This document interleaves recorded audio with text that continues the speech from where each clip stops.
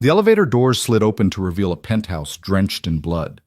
Evelyn Hart stood frozen, her wedding ring still warm on her finger, married 6 hours ago to a man she barely knew, the mechanic husband who'd signed the contract without looking at her once. Now he stood in the center of his living room, 3 armed men unconscious at his feet, not a drop of sweat on his brow. "Close the door," Nathaniel said quietly, his daughter asleep in his arms. That's when Evelyn realized her contract marriage wasn't about money. It was about survival, but I'm getting ahead of myself. Let me take you back to where this nightmare really started, 3 weeks before that blood-soaked elevator ride. Hit that like button and drop a comment with your city so I can see how far this story travels. You're going to want to stay until the end. 3 weeks earlier. The law office smelled like old leather and older money. Evelyn Hart sat in a chair that probably cost more than her entire year's rent, trying not to let her hands shake visibly. She'd worn her only professional outfit, a navy blazer with a small stain on the left sleeve she'd hidden by crossing her arms just so. The weight of 19 failed job applications sat in her stomach like stones. "Ms. Hart, do you understand what we're proposing?" The attorney, Gerald Whitmore, according to the brass nameplate that could double as a weapon, peered at her over reading glasses that definitely weren't from LensCrafters. Everything about this office screamed money in a language Evelyn was still learning to speak. "You want me to marry someone?" Her voice came out steadier than she felt. "For 2 years, in exchange for the position of Chief Operating Officer at Meridian Dynamics, with a clear path to CEO within 18 months. Whitmore's pen clicked against expensive paper. "Additionally, a signing bonus of $200,000 and full assumption of your mother's medical debts." Evelyn's throat tightened at the mention of her mother. Stage 4 lymphoma didn't care about dreams or ambitions. It just ate and ate until there was nothing left but bills. "Who is he?" She forced the question out. "The man you want me to marry." Whitmore exchanged a glance with his colleague, a sharp-faced woman named Victoria Chen who hadn't smiled once since Evelyn walked in. That look told her more than words could. Whatever answer was coming, she wouldn't like it. "His name is Nathaniel Cross," Whitmore said carefully. "He's private. Very private." "Is he dangerous?" "No." The answer came too quickly. Evelyn had grown up in the Bronx, in an apartment where you learned to hear the things people didn't say louder than what they did. That "no" was wrapped in about 17 layers of "but." "Then what is he?" Victoria spoke for the first time, her voice like cold water. "He's a mechanic. Works at an auto shop in Queens. Has a 4-year-old daughter. No criminal record. No social media presence. No complications. A mechanic. They were offering her a fortune to marry a mechanic who apparently lived off the grid like it was still 1987. "Why me?" Evelyn asked. "There have to be 1,000 women who'd—" "The arrangement requires someone outside the usual social circles," Whitmore interrupted. "Someone with ambition, but without connections to the families involved. Someone who needs this opportunity enough to take it seriously, but has enough spine not to be problematic. Someone desperate," Evelyn translated mentally. "Someone with no better options." She thought about her studio apartment with the radiator that clanked like a dying robot. About the hospital calling twice a day for payments she couldn't make. About the way her business degree from a state school got her exactly nowhere in interviews, where everyone else had Ivy League credentials and last names that opened doors. What's the catch? She'd learned that nothing came free, especially not things that sounded too good to be true. "The marriage must appear legitimate," Victoria said. "You'll live together, attend events together when required. The child will be part of the household. After 2 years, you divorce quietly, you retain your position at Meridian, and everyone walks away satisfied." "And if I say no?" Whitmore smiled, but it didn't reach his eyes. "Then we find someone else, and you go back to—" He glanced at the file in front of him. "Your current employment situation." Current employment situation. What a polite way to say unemployed and drowning. Evelyn looked at the contract on the table. 23 pages of legal language that might as well have been written in ancient Greek. But she'd learned to read between those lines, too. This wasn't an opportunity. It was a transaction. "I need to meet him first," she said. "That's not—" "I need to meet him first," Evelyn repeated. letting some of the Bronx creep into her voice. You want me to marry a stranger and live with his kid for 2 years? I see his face before I sign anything. Victoria's expression suggested she'd just gained a small measure of respect. Or maybe that was indigestion. Hard to tell with women who wore Chanel suits like armor. Tomorrow, Whitmore said finally. 2 p.m. We'll arrange a meeting. The auto shop occupied a corner lot in Long Island City, wedged between a bodega and a place that sold discount furniture. The sign read, Alvarez & Sons Automotive in faded letters, and the whole place smelled like motor oil and burnt coffee. Evelyn stood on the sidewalk, watching through the open garage door as a man worked under the hood of an ancient Toyota. Grease stained his forearms. His dark hair fell across his forehead as he leaned into the engine, entirely focused on whatever mechanical problem he was solving. This was her future husband, the man she'd share a home with for 2 years, the father of a child she'd have to somehow coexist with despite knowing nothing about kids except that they were small, loud, and expensive. He hadn't noticed her yet. Evelyn took the opportunity to study him. Tall, maybe 6'2". Lean build, but she could see muscle definition in his arms as he worked. Late 20s or early 30s, hard to tell. He moved with an odd kind of precision, each gesture deliberate and economical. Not the way most mechanics worked, all rough efficiency and shortcuts. This was something else. You gonna stand there all day, or you got business? The voice came from her left. A older man, maybe 60, with impressive mustaches and oil under his fingernails, stood wiping his hands on a red rag. I'm looking for Nathaniel Cross, Evelyn said. The mustached man, Alvarez presumably, jerked his head toward the Toyota. Nate, you got a visitor. The man under the hood straightened slowly. When he turned around, Evelyn felt something cold slide down her spine. His eyes were wrong. Not in color, they were a perfectly normal dark brown. Not in shape or size, but in the way they looked at her. Flat, assessing, the way you'd examine a car part to determine if it was worth keeping or should be thrown in the trash. Evelyn Hart? His voice was quiet, unremarkable. The kind of voice that disappeared in crowds. That's me. She stepped into the garage, trying to project confidence she didn't feel. I wanted to meet you before you sign away 2 years of your life for a corporate position and enough money to bury your mother's medical bills without drowning in debt yourself. Nathaniel picked up a rag, started wiping grease from his hands with methodical precision. They told you I'm a mechanic, that I have a daughter, that I need a wife for, what did they call it? Appearance purposes. Something like that. Did they tell you why?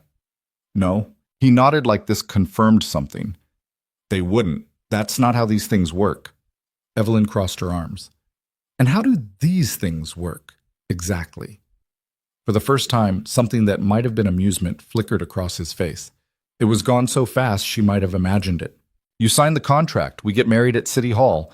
You move into my apartment, we live separate lives under the same roof, show up together when required, and in 2 years, you get everything you were promised. He turned back to the Toyota like the conversation was over. It's a business arrangement, nothing more. You have a kid, Evelyn said. What happens to her in this business arrangement?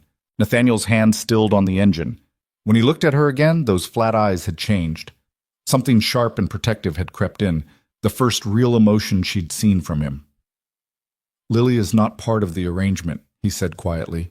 She's 4 years old. Her mother died when she was 18 months. She doesn't need someone coming in and out of her life pretending to care. So what am I supposed to be? A stranger who lives in her house? You're supposed to be exactly what you are, someone doing a job. I'll handle Lily. The way he said his daughter's name, soft, careful, like it was made of glass, told Evelyn more about Nathaniel Cross than any background check could. Whatever else he was, he loved his kid. That was real. I grew up without a father, Evelyn heard herself say. He left when I was 3. I spent my whole childhood watching my mother work herself to death trying to fill that gap. She met those dark eyes steadily. I won't be another adult who walks through that little girl's life like she's furniture. If I'm going to live there, I'm going to exist as a person, not a ghost. Nathaniel studied her for a long moment. Then he grabbed a jacket from a hook on the wall. Come on, he said. Where are we going? If you're going to marry me, you should probably meet my daughter first. The apartment wasn't what Evelyn expected. She'd imagined something small and cramped, maybe a two-bedroom in one of the less expensive neighborhoods. Instead, Nathaniel led her to a building in Astoria with actual security and an elevator that didn't smell like regret. The apartment itself was clean, painfully clean. Minimalist furniture, everything in its place. Not a dish in the sink or a newspaper on the counter. The only signs of life were the explosion of toys in one corner, building blocks, picture books, and what looked like an alarming number of stuffed elephants. Lily has a thing for elephants, Nathaniel said, catching her looking. Don't ask me why, she just does. A woman emerged from the hallway, Latina, middle-aged, with kind eyes and hands that suggested she'd spent a lifetime taking care of other people. Nate, she's been asking for you all.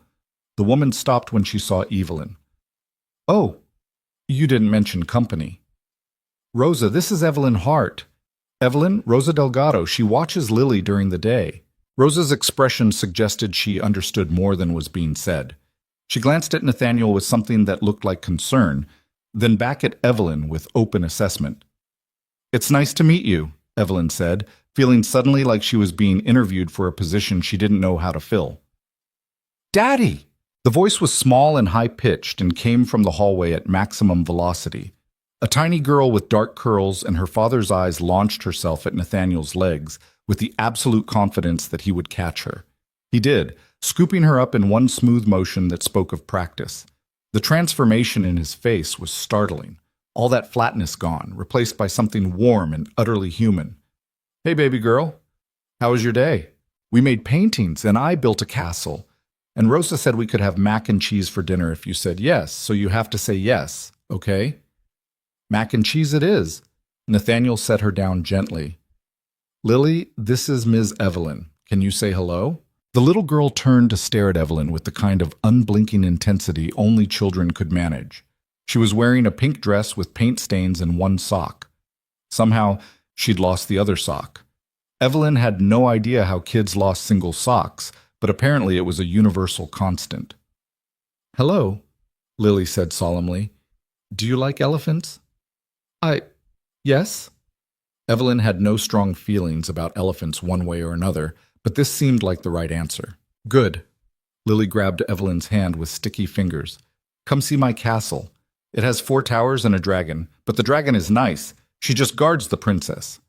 Before Evelyn could process what was happening, she was being dragged toward the explosion of toys in the corner. Nathaniel watched with an expression she couldn't read.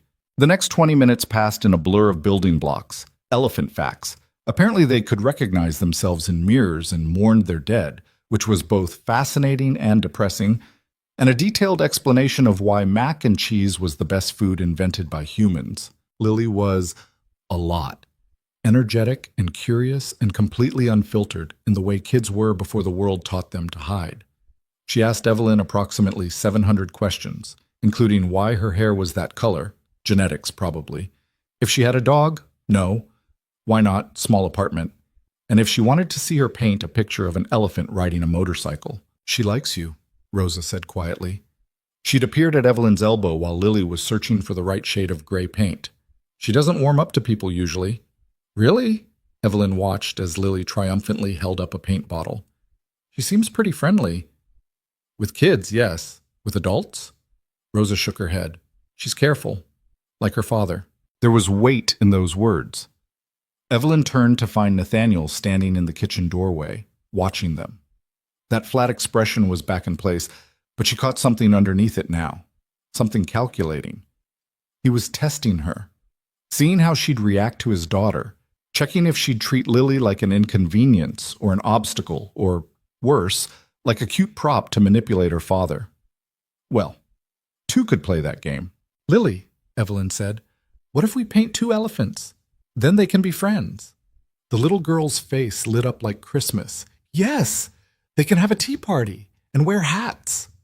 By the time Nathaniel called them for dinner, they'd created a masterpiece featuring 4 elephants, 2 motorcycles, an improbable number of hats, and what might have been a spaceship or possibly a very abstract tree. Dinner was mac and cheese from a box, cut-up apples, and water in plastic cups with cartoon characters.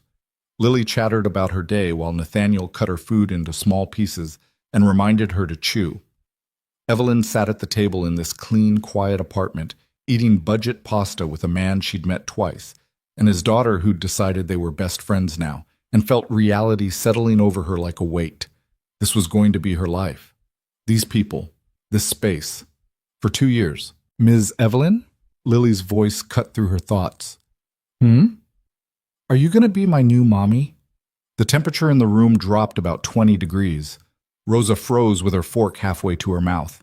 Nathaniel's face went carefully blank in a way that suggested he was working very hard to keep it that way. Evelyn looked at the little girl, 4 years old, motherless, staring at her with hope and confusion and the kind of vulnerability that could break your heart if you let it. She could lie, make it simple. But something told her Lily deserved better than that. No, sweetie, Evelyn said gently. I'm not going to be your mommy. Your mommy, she's gone and nobody can replace her. But I might be your friend, if that's okay. Lily considered this with a seriousness that belonged on a much older face. Okay, she said finally. I like friends. Me too. Nathaniel's eyes met hers across the table. For just a second, that flat mask slipped, and she saw something like gratitude. Then it was gone, and he was just the mechanic again, wiping mac and cheese off his daughter's face and reminding her that bedtime was in 30 minutes. Matul. After Lily was asleep, a process that involved 3 stories, 2 glasses of water, and an extensive discussion about whether elephants dreamed, Nathaniel walked Evelyn to the door. Thank you, he said quietly, for what you said to her, about not replacing her mother. I wasn't going to lie to a 4-year-old. A lot of people would have. He leaned against the door frame, told her what she wanted to hear to make things easier. Yeah, well, I'm not a lot of people. Something that might have been a smile touched his mouth. No, you're not. They stood there for a moment in the kind of awkward silence that happens between strangers who are about to become something else. Not quite friends, not quite partners. Something with no good name. If we do this, Evelyn said, I need to know you're not going to make me regret it. I need to know you're safe? The word came out flat. I'm not going to hurt you, if that's what you're asking. That's not... Evelyn stopped, trying to find the right words. I've learned to trust my instincts about people. And my instincts say there's more to you than the mechanic thing. I don't know what, but something. Nathaniel's expression didn't change. Everyone has things they don't talk about. That's not an answer. It's the only one I have right now. Fair enough. She had things she didn't talk about either. The childhood that taught her to fight for every inch. The father who left and never looked back. The shame of needing this arrangement in the first place. I'll sign the contract, Evelyn said, but I'm not going to pretend Lily doesn't exist. If I'm living here, I'm part of her life, and you don't get to decide how much. Fine. And we establish boundaries. Real ones. You get your space, I get mine. We're polite, professional, and we don't... I'm not interested in that, Nathaniel interrupted. If you're worried about, I'm not worried. Evelyn felt heat creep up her neck. I'm establishing parameters. This is a business arrangement. It stays that way.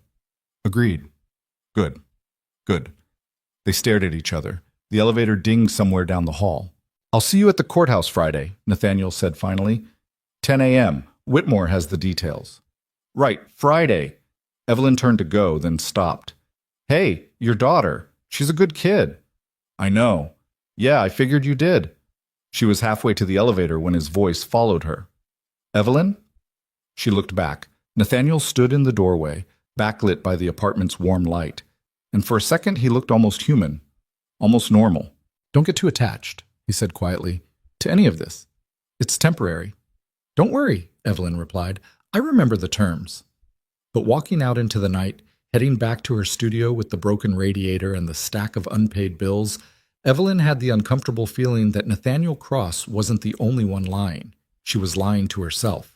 Because some part of her, the part that grew up dreaming about stability and safety and homes that didn't feel like temporary shelters from the storm, had looked at that clean apartment and that sweet kid and that damaged man and whispered, this could be real. And that was the most dangerous thought of all. Bam. The wedding happened on a Friday morning in a courthouse that smelled like floor cleaner and bureaucracy. Evelyn wore a cream dress she'd bought on sale from TJ Maxx. Nathaniel wore dark slacks and a white button-down that looked like he'd ironed it himself. No flowers. No guests except the required witnesses, Whitmore and Victoria, who looked like they'd rather be anywhere else. The judge was a tired-looking woman who'd clearly performed about 1,000 of these ceremonies and had stopped finding them romantic somewhere around marriage number 12. "Do you, Nathaniel Cross, take this woman to be your lawfully wedded wife?" "I do." Flat, emotionless, like he was signing a car title. "And do you, Evelyn Hart, take this man to be your lawfully wedded husband?" Evelyn looked at the stranger standing across from her, the man who'd methodically wiped grease from his hands, who'd scooped up his daughter without thinking, who'd warned her not to get attached. "I do. By the power vested in me by the state of New York, I now pronounce you husband and wife." No kiss. They'd agreed on that ahead of time. A handshake sealed the deal instead, businesslike and brief. Married. Evelyn was married to a man she'd known for a week, a mechanic with secrets in his eyes and a daughter who liked elephants. For 2 years, she'd live in his space, eat at his table, exist in the orbit of his life. And in exchange, she'd get everything she'd ever worked for. It should have felt like victory, like she'd finally caught a break in a life that had been systematically breaking her since childhood. Instead, it felt like she'd just signed something she couldn't unsign. "Congratulations," Whitmore said, handing her a folder. "The first payment will be in your account by Monday. Keys to the penthouse are inside." "Penthouse?" Evelyn stared at him. "I thought the apartment in Astoria—" "That was temporary," Nathaniel said quietly. "We're moving. Today." "You didn't think to mention this?" "I'm mentioning it now." Evelyn wanted to argue, but Whitmore and Victoria were already leaving, their job done. The judge had moved on to the next couple, younger, happier, actually in love. She turned to her new husband. "Where exactly are we moving?" "Manhattan, Upper East Side." That's not mechanic money." "No," Nathaniel agreed. "It's not." He walked out of the courthouse like he hadn't just dropped a bomb in the middle of her understanding of reality. Evelyn stood there for a moment, trying to process, then grabbed her purse and followed. Outside, a black town car waited at the curb. Not a taxi, an actual car service, the kind with a driver in a suit. "Mr. Cross," the driver said, opening the door. "Welcome." Nathaniel slid into the back seat like this was normal. Like mechanics from Queens regularly had drivers and town cars and apartments on the Upper East Side. Evelyn got in beside him, her mind spinning. "Okay," she said as the car pulled into traffic. "You want to tell me what the hell is going on?" "We're going to the new apartment. Rosa's bringing Lily. You'll have your own room, your own bathroom. There's an office if you need to work from home." "That's not what I'm asking." Nathaniel looked at her finally. "What are you asking?" "I'm asking why a mechanic needs a penthouse. I'm asking why lawyers who charge $1,000 an hour are arranging your marriage. I'm asking why you talk like someone who's done this before." "Done what?" "Disappeared. Hidden. Become someone else." The car turned onto FDR Drive. Through the window, the East River glittered in afternoon sunlight. Normal people walked normal dogs on normal sidewalks, living normal lives that didn't involve marrying strangers for corporate positions and mysterious penthouses. "Everyone has a past," Nathaniel said finally. "Mine's complicated, but it doesn't affect you. The arrangement stays the same." "Bullshit!" Evelyn surprised herself with the vehemence. "You don't get to keep secrets that might blow up in my face. If I'm walking into something, you're walking into exactly what you agreed to. A contract marriage. 2 years. Then you're free." "And what about Lily?" His jaw tightened. "What about her?" "She's 4 years old and you're moving her to a new apartment with a strange woman. That affects her. Have you even told her what's happening? She knows we're moving. She knows you'll be living with us. Does she know it's temporary? That in 2 years I'll disappear from her life just like—" Evelyn stopped herself, but it was too late. "Just like her mother?" Nathaniel's voice could have cut glass. "Say it. That's what you were thinking." "I wasn't—" "Yes, you were. And you're right. This is a terrible idea for a lot of reasons, and Lily's at the top of the list." He turned to look out the window. "But I didn't have a choice. Neither did you, so we make it work." The car fell silent except for the hum of traffic. Evelyn wanted to push, to demand answers, to understand what kind of man needed this elaborate setup just to, what? Raise his daughter? Work as a mechanic?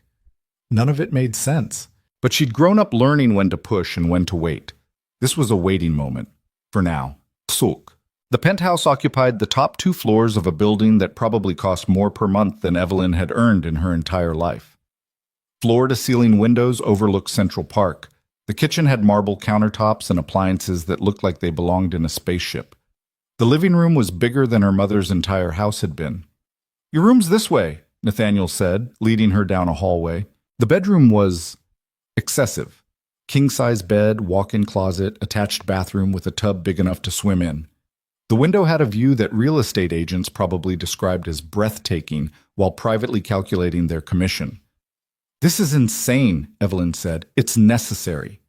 "How is this necessary? You're a mechanic." Nathaniel set her suitcase, her one suitcase, because she didn't own enough to fill more than one, on the bed. "I was a mechanic," he corrected. "Now I'm your husband. And your husband needs to look like someone who belongs in your world." "My world? I was unemployed 3 weeks ago." "You're the COO of Meridian Dynamics now. You'll be CEO in 18 months. People will look at your life, your home, your family." He gestured at the room. "This is what they need to see." Evelyn sat on the bed because her legs suddenly felt unreliable. "This isn't real." "No," Nathaniel agreed, "but it has to look real. That's the arrangement." "Daddy!" Lily's voice echoed from the hallway, followed by the sound of small feet running. She burst into the room like a tiny hurricane, Rosa trailing behind with an apologetic expression. "I'm sorry, Nate. She got away from me." "It's fine." Nathaniel caught his daughter as she launched herself at him. "Hey, baby girl, what do you think of the new place?" "It's huge. My room has a balcony, and there's a library with a ladder that slides, and oh," Lily spotted Evelyn. "Ms. Evelyn, you're here. Did you see the library? We have to see the library." "Maybe later, Lily. Ms. Evelyn needs to—" "It's fine," Evelyn heard herself say. "I'd love to see the library." Lily grabbed her hand and dragged her back down the hallway, chattering about the sliding ladder, and all the books they could read and how elephants were very smart and probably liked libraries too. The library was, indeed, ridiculous.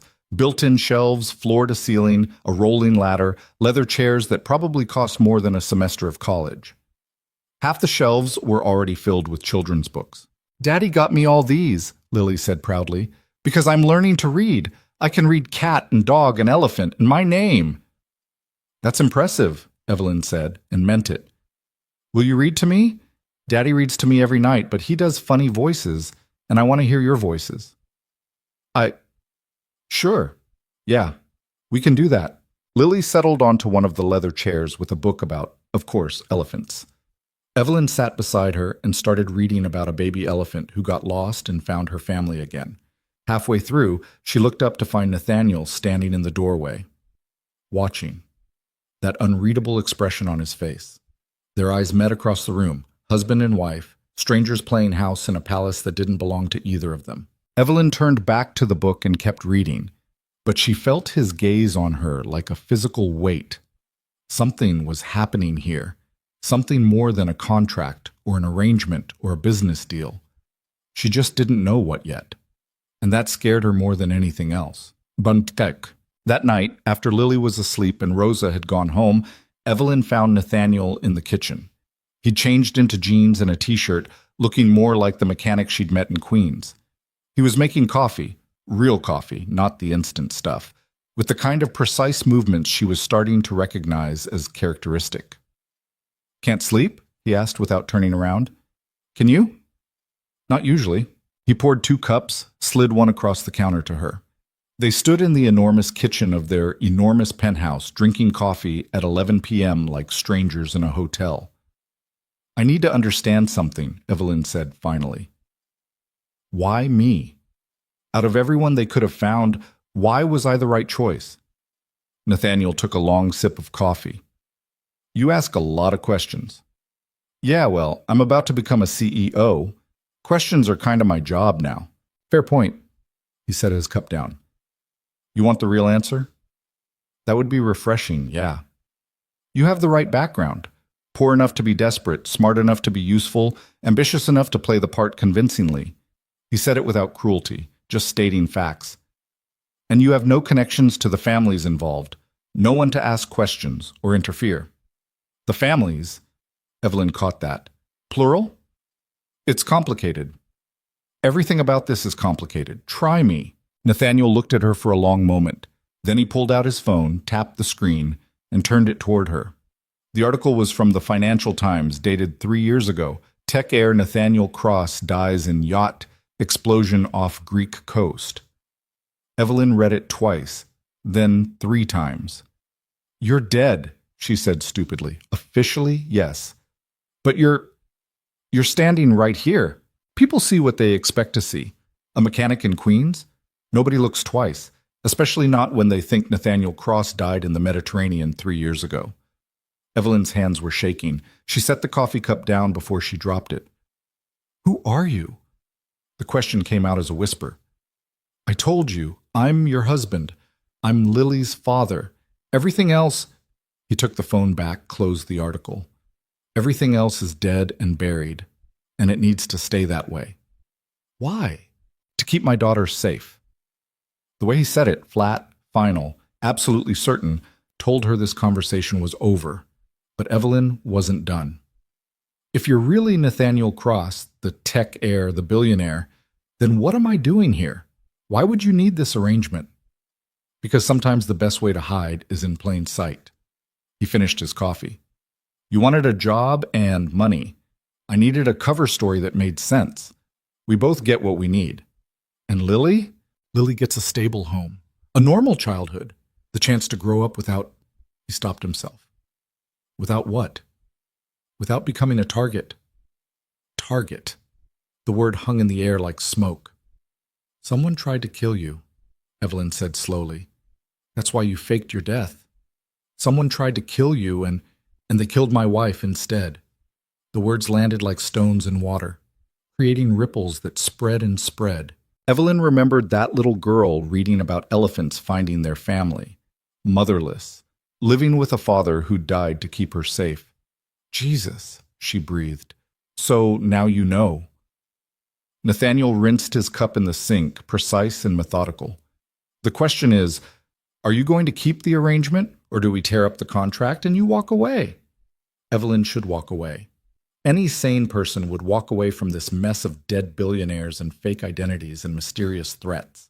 But she thought about her mother in that hospital bed, about the bills stacked on her kitchen counter, about 19 job applications that went nowhere because she didn't have the right name or the right connections or the right anything. And she thought about a 4-year-old girl who'd lost her mother and desperately needed some kind of stability, even if it was fake. I'm staying, Evelyn said. You sure about that? No, but I'm staying anyway. Nathaniel studied her face, looking for what she didn't know. Weakness? Fear? Second thoughts? All right, he said finally. Then we have rules. You don't ask about my past. You don't dig into who I was. You don't put Lily at risk by getting curious. And what do? I make sure you get everything you were promised. The job, the money, the career. A pause. And I keep you safe. I didn't ask you to. You're my wife now. On paper, at least. That makes you part of this whether you like it or not. His expression was hard. So we do this my way, or we don't do it at all.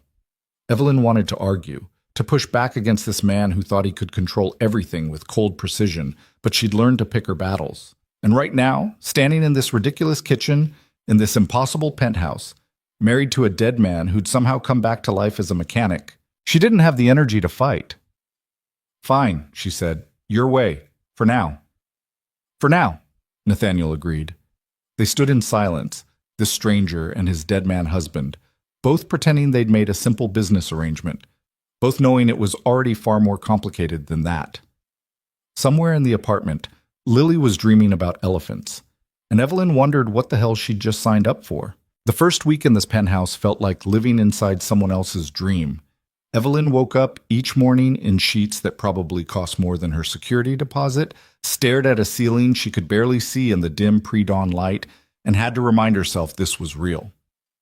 The job started Monday. The money was already in her account, She'd checked 17 times, half expecting it to vanish like smoke. Nathaniel kept to himself mostly. He left early, where, she didn't ask, and came back around dinner time smelling like motor oil and coffee. Like he was still working at that shop in Queens, even though nothing about this apartment suggested he needed the money. It was Rosa who filled the silence during the days. "He's always been like this," Rosa said on the third morning, watching Nathaniel leave without saying goodbye. Just a quiet nod toward Evelyn, a kiss on Lily's head, and he was gone. Even before.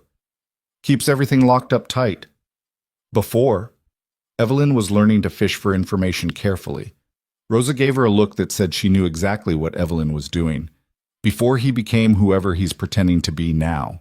They were in the kitchen, Rosa teaching Evelyn how Lily liked her eggs, which apparently involved a very specific ratio of cheese to scrambled that bordered on scientific. "You knew him before the—" Evelyn lowered her voice even though Lily was in the other room, singing to her elephants. "Before the yacht." "I knew his wife," Rosa said quietly. "Grace. She hired me when Lily was born. Sweetest woman you'd ever meet. Too sweet for that world." That world. The one where tech heirs married socialites and lived on yachts and apparently got blown up for reasons no one would explain. "What happened to her?" Rosa's hand stilled on the whisk. "You'd have to ask him, and he won't tell you, so don't waste your breath." "He said someone killed her." "Someone did." Rosa went back to whisking with more force than necessary. "And he spent the last 3 years making sure they can't finish the job." Evelyn absorbed this. The paranoia about safety, the fake death, the mechanic cover story that didn't quite fit. "Is Lily safe here?" she had to ask. "If this little girl was in danger—" "Safer than she's been since her mother died." Rosa poured the eggs into the pan. "Nate doesn't do anything halfway. If he brought you here, if he's setting all this up, it's because he's thought through every angle. Trust that if nothing else." But trust was an expensive commodity, and Evelyn had learned not to spend it freely. Lily wandered in, dragging a stuffed elephant that had seen better days. "Is it breakfast time?" "Almost, mija. Go wash your hands." "Ms. Evelyn, will you help me reach the soap?" It was such a small thing, a 4-year-old who couldn't quite reach the bathroom sink. But it punched through Evelyn's careful detachment like a fist through paper. She helped Lily wash her hands, watched the little girl carefully soap between each finger the way someone had obviously taught her, and felt something dangerous settling in her chest. Attachment. The thing Nathaniel had warned her against. Too late, she thought. Way too late. Later that afternoon, while Lily napped and Rosa ran errands, Evelyn found herself alone in the penthouse. She'd been avoiding Nathaniel's space, the closed door at the end of the hall that he disappeared behind sometimes, the office that was clearly his territory. But curiosity was a hard thing to ignore. The office was locked. Of course it was. She tried the handle twice just to be sure, then stood there feeling stupid for even attempting it. Looking for something? Evelyn spun around. Nathaniel stood at the end of the hallway, still in his work clothes, watching her with that flat expression that gave away nothing. "I was just—" "What?" Snooping, trying to understand who she'd married. "The apartment's big. I got lost." "The office is the only locked door in the apartment." He walked past her, pulled out a key, and opened it. "If you needed something, you could have asked." The office was not what she expected. No personal items, no photos. Just a desk with 3 monitors, a leather chair, and filing cabinets that probably contained secrets she didn't want to know about. "I keep business stuff in here," Nathaniel said. "Nothing that concerns you, but I don't like locked doors making people curious. So now you've seen it. Satisfied?" Not remotely. Something that might have been amusement flickered across his face. "At least you're honest. Someone in this marriage should be." The words came out sharper than she intended. Nathaniel's expression didn't change, but something shifted in his posture. A tension that hadn't been there before. "You think I'm lying to you?" "I think you're lying to everyone, including yourself." "And what exactly am I lying about?" Evelyn gestured at the office, the penthouse, him. "All of this. The mechanic thing, the simple single dad routine. You move like someone who's been trained. You talk like someone who's used to people listening. And this apartment?" She laughed, but it wasn't a happy sound. "This isn't hiding. This is control. You're controlling every variable, every angle, every person who gets close. Nathaniel was quiet for a long moment. Then he stepped into the office, gestured for her to follow. "Close the door," he said. She did. He sat behind the desk, laced his fingers together, and looked at her with those dark eyes that missed nothing. "You're right," he said simply. "I'm controlling everything I can control, because the things I can't control are the things that get people killed. Like your wife. Like my wife." No emotion in his voice, just fact. "Grace died because I missed something. One detail, one person I didn't account for, and she paid the price." "So you fake your own death and hide in Queens, fixing cars." "I faked my death to draw attention away from my daughter. The mechanic work keeps me grounded, reminds me that I'm not the person I used to be." "And who were you?" Nathaniel smiled, but it was cold. "Someone who thought money and power made them invincible. Someone who learned the hard way that it doesn't." Evelyn sat down in the chair across from him. "The arrangement, the marriage, me. This is all part of some bigger plan, isn't it?" "Yes." At least he wasn't lying about that. "And when it's over, when the 2 years are up and I walk away, then you get everything you were promised and Lily and I disappear again, somewhere new, somewhere safe." The casual way he said it, like uprooting a 4-year-old's entire life was just another variable to control, made something hot and angry rise in Evelyn's throat. "You can't do that to her," she said. "You can't let her get attached to this place, to this life, to me," she didn't say, "and then just rip it all away." "I can and I will, because keeping her alive matters more than keeping her happy. That's a terrible way to raise a child." "It's the only way to raise this child." Nathaniel's voice hardened. "You don't understand what's at stake here." "Then explain it to me." "No." They stared at each other across the desk. Evelyn felt her hands shaking and pressed them against her thighs to make it stop. "I can't do this if you won't trust me," she said finally. "I can't live here, help you with Lily, play the corporate wife, and just not know what I'm walking into." "You knew what you were walking into when you signed the contract." "I knew I was marrying a stranger for money. I didn't know the stranger was a dead billionaire hiding from whoever killed his wife. And now you do know. So the question is, does it change anything? Did it?" Evelyn thought about the money in her account. The job starting Monday. Her mother's medical bills paid in full as of yesterday. The future she'd been fighting for since she was old enough to understand that poverty wasn't just about money. It was about doors that never opened and opportunities that never came. "No," she said quietly. "It doesn't change anything." Nathaniel nodded like he'd expected that answer. "Then we continue as planned. You start at Meridian Monday. I'll brief you tonight on what to expect."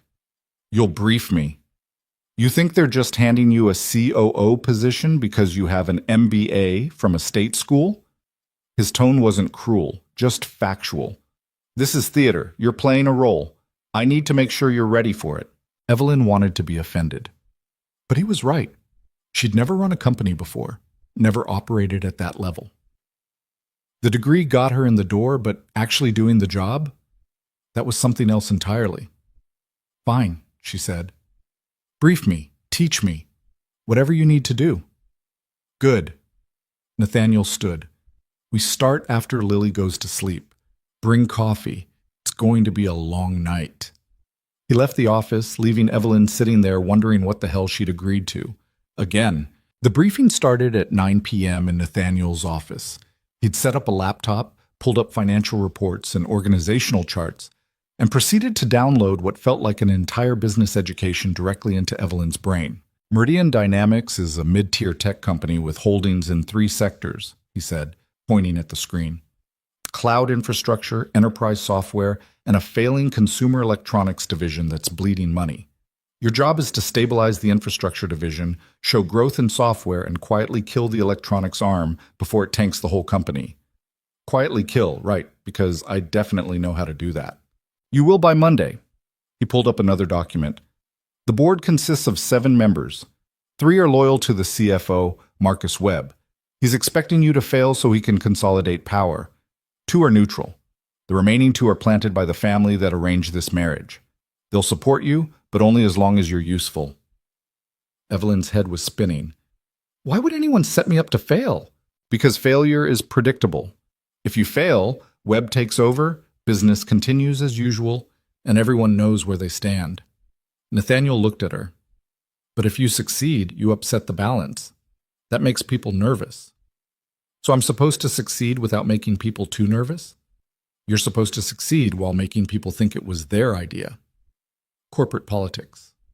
Evelyn had read about this stuff in textbooks, but experiencing it in real time was different. They worked through scenarios for 3 hours. How to handle aggressive board members. How to read financial statements for warning signs.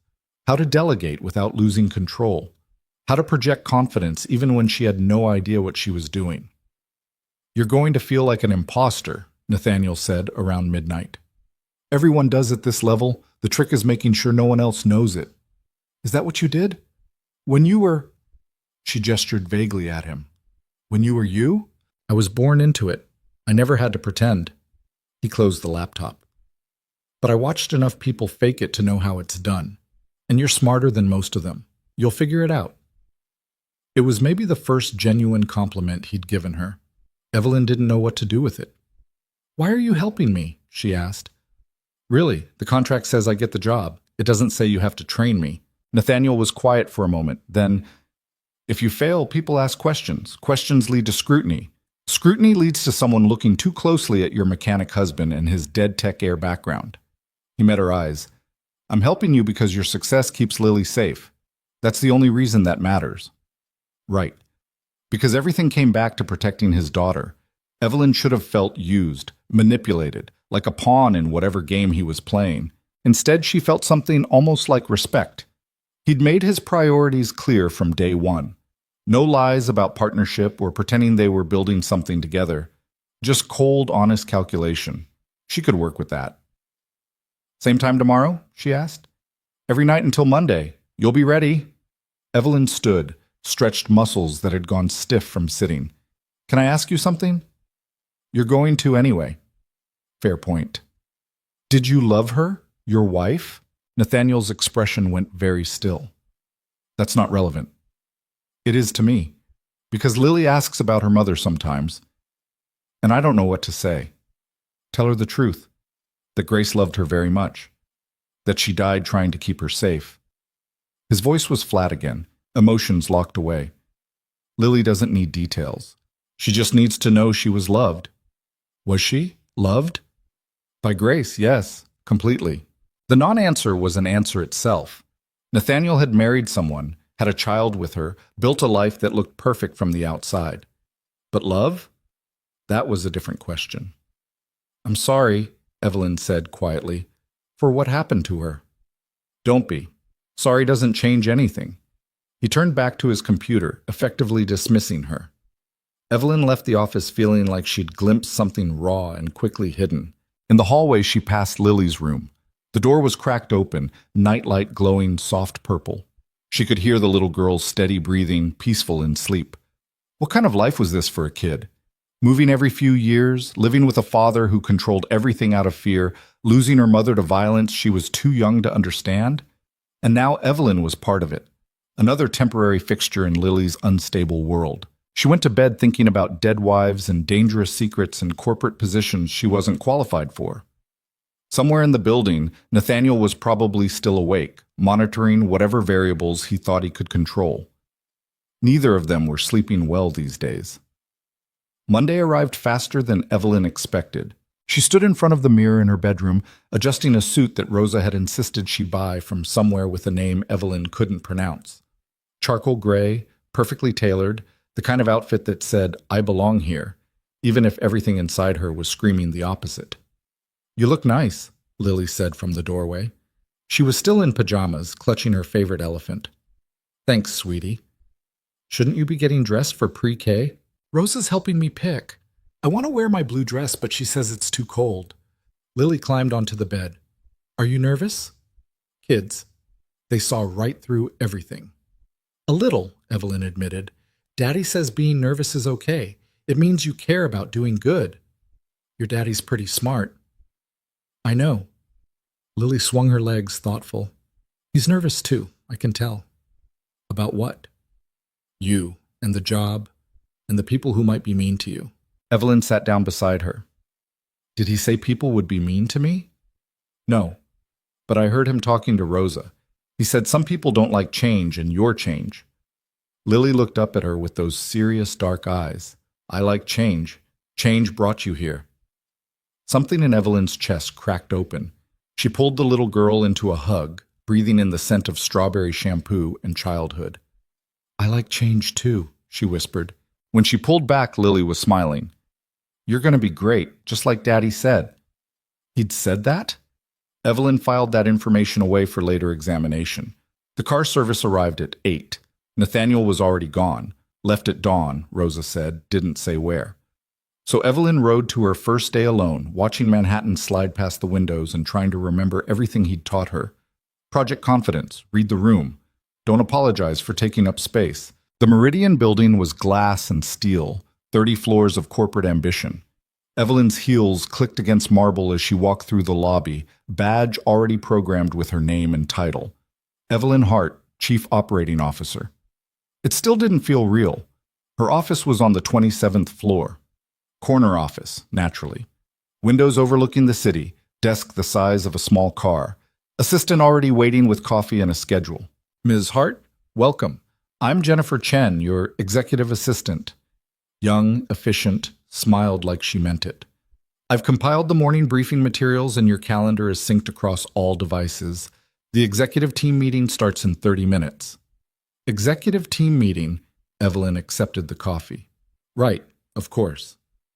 Jennifer's smile didn't waver, but something shifted in her eyes. Recognition, maybe. That this new COO had no idea what she was doing. I've included background on each team member in your briefing packet, Jennifer said smoothly. Key priorities, recent projects, political alliances. Thought it might be helpful for your first meeting. A lifeline. Evelyn grabbed it. Yes, thank you. That's very helpful.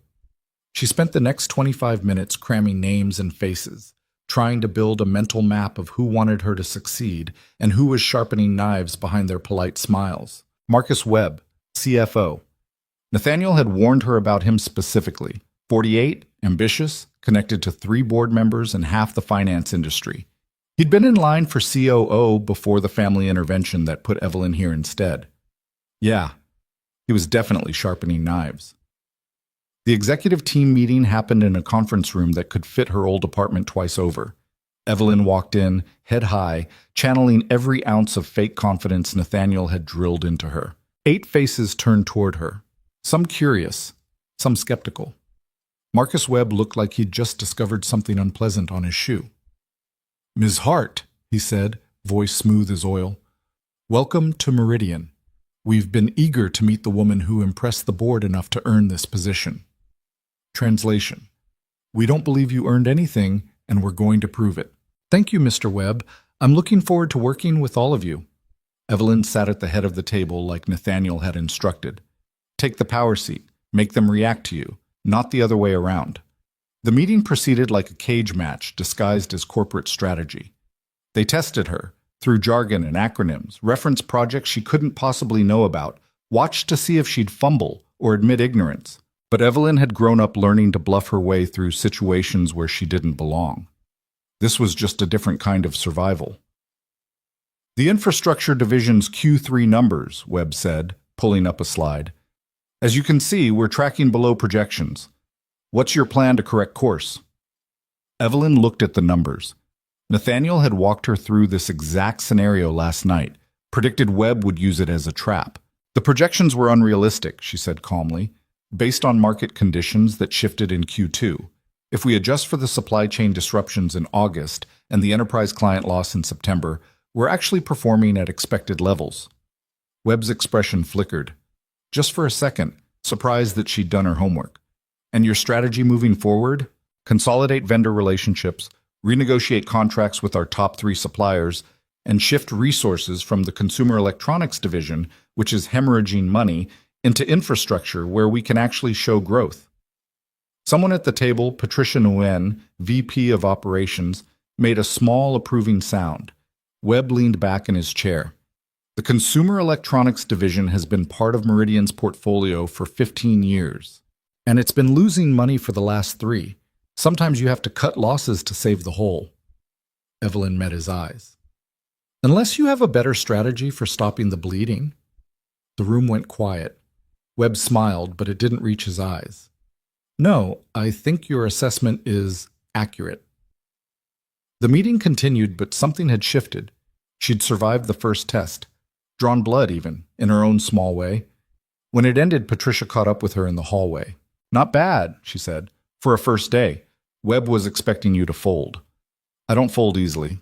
I can see that. Patricia glanced around, lowered her voice. Word of advice? Watch your back. Marcus doesn't like being showed up, especially not by someone he considers beneath him. Meaning? Meaning you're young, female, and you came out of nowhere. That makes you a threat to the old guard. Patricia's expression was serious. They're going to push harder. Test you in ways that aren't as obvious as today's meeting. Let them push, Evelyn said with more confidence than she felt. I can push back. Patricia smiled. I believe you. Just remember, not everyone here wants you to fail. Some of us are tired of the Marcus Webbs of the world running the show. She walked away, leaving Evelyn in the hallway with the distinct impression she'd just found an ally. Or maybe another player in a game she didn't fully understand yet. That night she came home exhausted. The penthouse was quiet, Lily already in bed, Rosa gone for the evening. Nathaniel was in the kitchen making dinner. Actual dinner, not takeout. Something with garlic and tomatoes that smelled incredible. You survived, he said, without looking up from the stove. Barely. Evelyn dropped into a chair. Webb tried to gut me in the first 20 minutes. And I remembered what you taught me, used his own numbers against him. Nathaniel plated food, pasta, she realized, with what looked like homemade sauce, and set it in front of her. Good, he said. He'll try again. Harder this time. Patricia Nguyen warned me. Nguyen's smart. If she's signaling alliance, take it. You'll need friends. He sat across from her with his own plate. But don't trust anyone completely. Corporate loyalty is expensive and temporary. They ate in silence for a minute. The pasta was better than it had any right to be. Where'd you learn to cook? Evelyn asked. Grace taught me, said I couldn't raise a daughter on takeout and frozen dinners. A pause. She was right. It was the first time he'd mentioned his wife voluntarily. Evelyn didn't push, just filed it away with all the other small pieces of information she was collecting. Lily was asking about you tonight, Nathaniel said. Wanted to know if the people at your work were nice to you. What did you tell her? That some people are nice and some aren't, but you're tough enough to handle both. Evelyn looked at him across the table. You have a lot of faith in someone you barely know. I know enough. He met her eyes. You grew up fighting. Corporate politics is just a different kind of fight. You'll figure it out. And if I don't, then we adjust the plan. But you will. He said it with absolute certainty, like failure wasn't even a variable worth considering. Evelyn wanted to ask what happened if she proved him wrong. If she crashed and burned and took his careful cover story down with her, but she was too tired for that conversation. Instead, she finished her pasta, thanked him for dinner, and went to bed in her ridiculously expensive bedroom in her impossible penthouse life. The next few weeks settled into a rhythm that felt almost normal. Evelyn went to work, navigated corporate politics with increasing confidence, came home to Lily's chatter about pre-K and elephants and whatever new things she'd learned that day. Nathaniel continued his mechanic routine, though Evelyn noticed he was gone more often now, sometimes for whole days. He'd text Rosa to stay late, tell Lily he had to work, and disappear into whatever shadow life he was maintaining. She didn't ask, the rules were clear, but curiosity was a patient thing. One Saturday, 3 weeks into the arrangement, Evelyn woke to voices in the living room, male voices, unfamiliar. She pulled on a robe and ventured out carefully. 3 men stood with Nathaniel near the windows. They wore suits that screamed money and danger in equal measure. One of them was talking in low, urgent tones while Nathaniel listened with that flat expression she'd come to recognize as his thinking face. Can't keep putting this off. The family's getting impatient. Nathaniel noticed Evelyn. His expression didn't change, but something in his posture shifted. Gentlemen, we'll continue this later. The men turned. One of them, older, silver-haired, expensive watch, looked at Evelyn with open assessment. This is her? He asked Nathaniel. The wife? Evelyn, these are business associates. They were just leaving. It wasn't a suggestion. The men filed out without argument, but Silverhair paused at the door. We'll be in touch, Cross. Don't make us wait too long. The door closed behind them. Evelyn stood in her robe in the middle of the living room, trying to process what she'd just witnessed. Business associates, she repeated. Right. They're not your concern. They're in my home. That makes them my concern. Nathaniel's jaw tightened. This home is part of the arrangement, not yours. Not yet. The words landed like a slap. Evelyn felt heat rise in her face. You're right, she said quietly. My mistake. She turned to go back to her room, but his voice stopped her. Evelyn? She didn't turn around. They won't be back, he said. I'll handle things elsewhere from now on. Whatever you need to do. She kept her voice level, professional. It's your house. In her room, she sat on the bed and tried to slow her racing heart.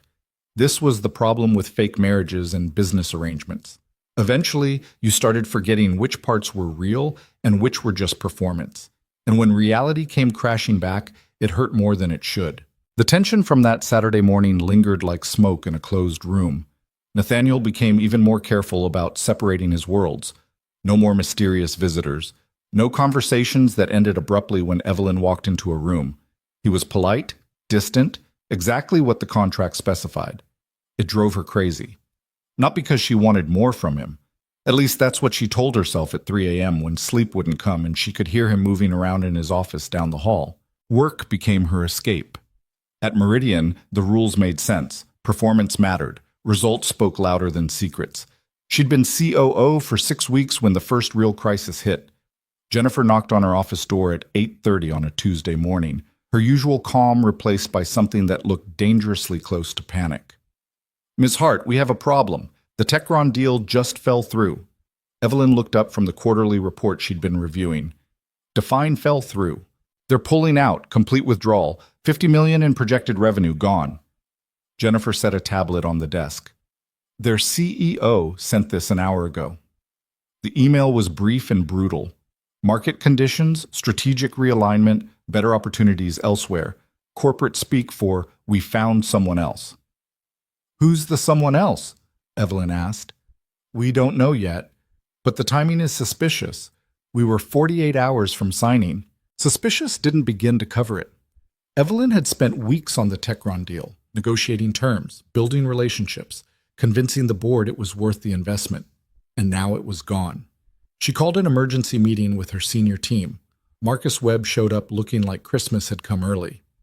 Unfortunate, he said, settling into his chair with obvious satisfaction, though perhaps not unexpected. Techron's been notoriously unreliable. They were reliable until yesterday, Evelyn countered. Someone got to them. Someone offered them something better. Or they simply realized Meridian wasn't the right fit. Webb's smile was sharp. These things happen, especially with newer leadership that hasn't established strong industry relationships yet. The dig landed exactly where he'd aimed it. Several people around the table shifted uncomfortably. Patricia Nguyen spoke up. Do we have any intel on who might have poached them? I'm working on it, Evelyn said, keeping her voice steady. In the meantime, we need damage control. Jennifer, set up calls with our other enterprise clients. I want to make sure this isn't the start of a pattern. The meeting lasted an hour. By the end, Evelyn had an action plan and a migraine that felt like it was trying to split her skull open. Webb caught her in the hallway after. A word of advice, he said, voice low enough that no one else could hear. Sometimes the best strategy is knowing when you're out of your depth. This role requires experience you simply don't have. Evelyn turned to face him fully. Is that concern, Marcus? Or are you hoping I'll fail so you can slide into this office? I'm hoping you'll recognize reality before you damage the company further. He straightened his tie. But hope is a fragile thing. He walked away, leaving Evelyn standing in the hallway with her hands clenched so tight her nails cut into her palms. That night, she came home to find Nathaniel in the kitchen with Lily, helping her with some kind of art project that involved an alarming amount of glitter. Ms. Evelyn! Lily jumped up, trailing sparkles. Look what we're making. It's a castle for the elephants. The castle was mostly glue and construction paper, but Lily's enthusiasm made it beautiful. That's amazing, sweetie. Evelyn tried to muster energy she didn't feel. You're quite the artist. Nathaniel glanced at her. Rough day? You could say that. Daddy, can Ms. Evelyn help with the towers? We need 4 and I only have 3. Maybe later, baby girl. I think Ms. Evelyn needs some quiet time.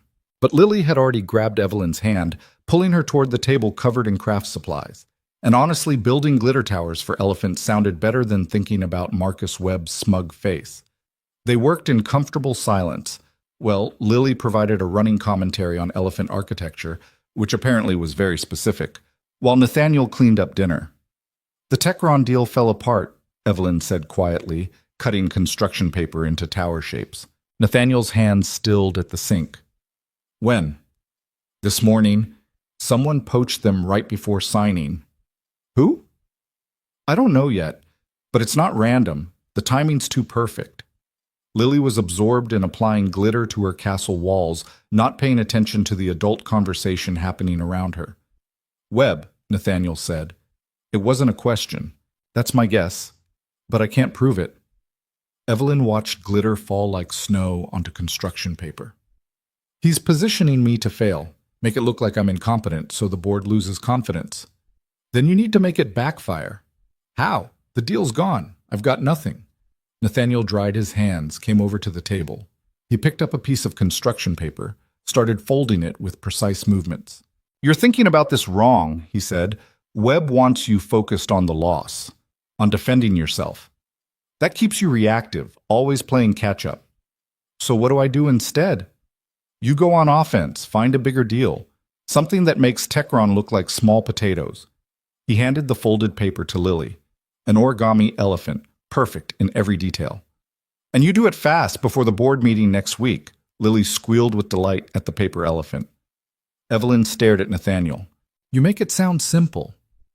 It's not simple. It's necessary. He met her eyes. You want to survive in that world, you can't just defend. You have to hit back harder. I don't know how to find a major deal in a week. Yes, you do. You just don't know you know. He pulled out his phone, typed something quickly. Check your email in 10 minutes. I'm sending you some contacts. People who owe me favors. Why would they owe you favors? You're a mechanic. Nathaniel smiled, but it was cold. I used to be a lot of things. Some of those people remember. Before Evelyn could respond, Lily held up her glitter castle. It's done. Can we put it in my room? Of course, baby girl. Come on. Let's find the perfect spot. Nathaniel scooped her up, castle and all, and headed toward her bedroom. Leaving Evelyn sitting at the table covered in glitter and construction paper scraps, wondering who the hell she'd actually married. 10 minutes later, her phone chimed. The email contained 3 names, 3 phone numbers, and a brief note. These people can help. Mention my name. They'll understand. No signature. No explanation of how a supposedly dead tech heir still commanded favors in an industry he'd left 3 years ago. Evelyn looked at the names, recognized 2 of them, major players in enterprise software, the kind of people who didn't take calls from random COOs at mid-tier companies. She dialed the first number before she could talk herself out of it. It rang twice before a woman answered. This is Catherine Reeves. Ms. Reeves, my name is Evelyn Hart. I'm the COO at Meridian Dynamics. I was told you might be willing to speak with me about a potential partnership. Told by whom? Evelyn took a breath. Nathaniel Cross. Silence on the other end, long enough that Evelyn thought the call had dropped. Then, Cross is alive? Yes. And he sent you to me. He said you might owe him a favor. Catherine laughed, sharp and surprised. Owe him? That man saved my company when everyone else was ready to let it burn. I owe him a hell of a lot more than a favor. Her tone shifted, became businesslike. What do you need? By midnight, Evelyn had 3 calls scheduled for the next day, 2 meetings set up for Thursday, and the framework of a deal that would make Techron look like pocket change. She found Nathaniel in his office, door cracked open, staring at multiple monitors displaying financial data that scrolled past faster than she could process. Thank you, she said from the doorway, for the contacts. He didn't look away from the screens. Did they help? Yeah, they did. More than I expected. Good. Evelyn should have left it there, gone to bed, gotten some sleep before the insanity of tomorrow started. Instead, she stepped into the office. Why did Catherine Reeves sound shocked that you're alive? Because she attended my funeral. And she believed it? Everyone believed it. That was the point. Nathaniel finally looked at her. I'm trusting you with information that could put Lily in danger. Don't make me regret it. I'm not going to tell anyone. You say that now, but people talk. They let things slip without meaning to. And all it takes is one wrong person hearing one wrong detail. Evelyn moved closer to the desk. You keep acting like I'm going to betray you, like I'm the enemy. You're not the enemy, but you're also not permanent. In 18 months, you'll be gone. Back to your own life. I need to remember that. The word shouldn't have hurt. This was a business arrangement, temporary by design, but they hurt anyway. Right, Evelyn said quietly. Temporary. I remember. She turned to leave, but Nathaniel's voice stopped her. The people I connected you with, they're good people. Smart. Fair. But they're doing this because they trust me, which means your success reflects on my judgment. Don't waste it. I won't. And Evelyn? He was looking at her again, those dark eyes unreadable. Be careful. If Webb is playing the game you think he is, losing Techron won't be his only move. He'll escalate. Let him. I'm not scared of Marcus Webb. Maybe you should be. Desperation makes people dangerous. Evelyn thought about that as she went to bed. About desperate people and dangerous games and how far she'd come from that studio apartment in the Bronx. She'd wanted this. The power, the position, the chance to prove she belonged in rooms where people like Marcus Webb thought she had no right to exist.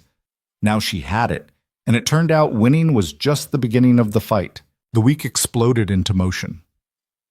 Evelyn met with Catherine Reeves on Wednesday morning. By afternoon, they'd sketched out a partnership deal that would integrate Reeves's AI technology with Meridian's infrastructure division. The potential revenue made Techron look like a rounding error.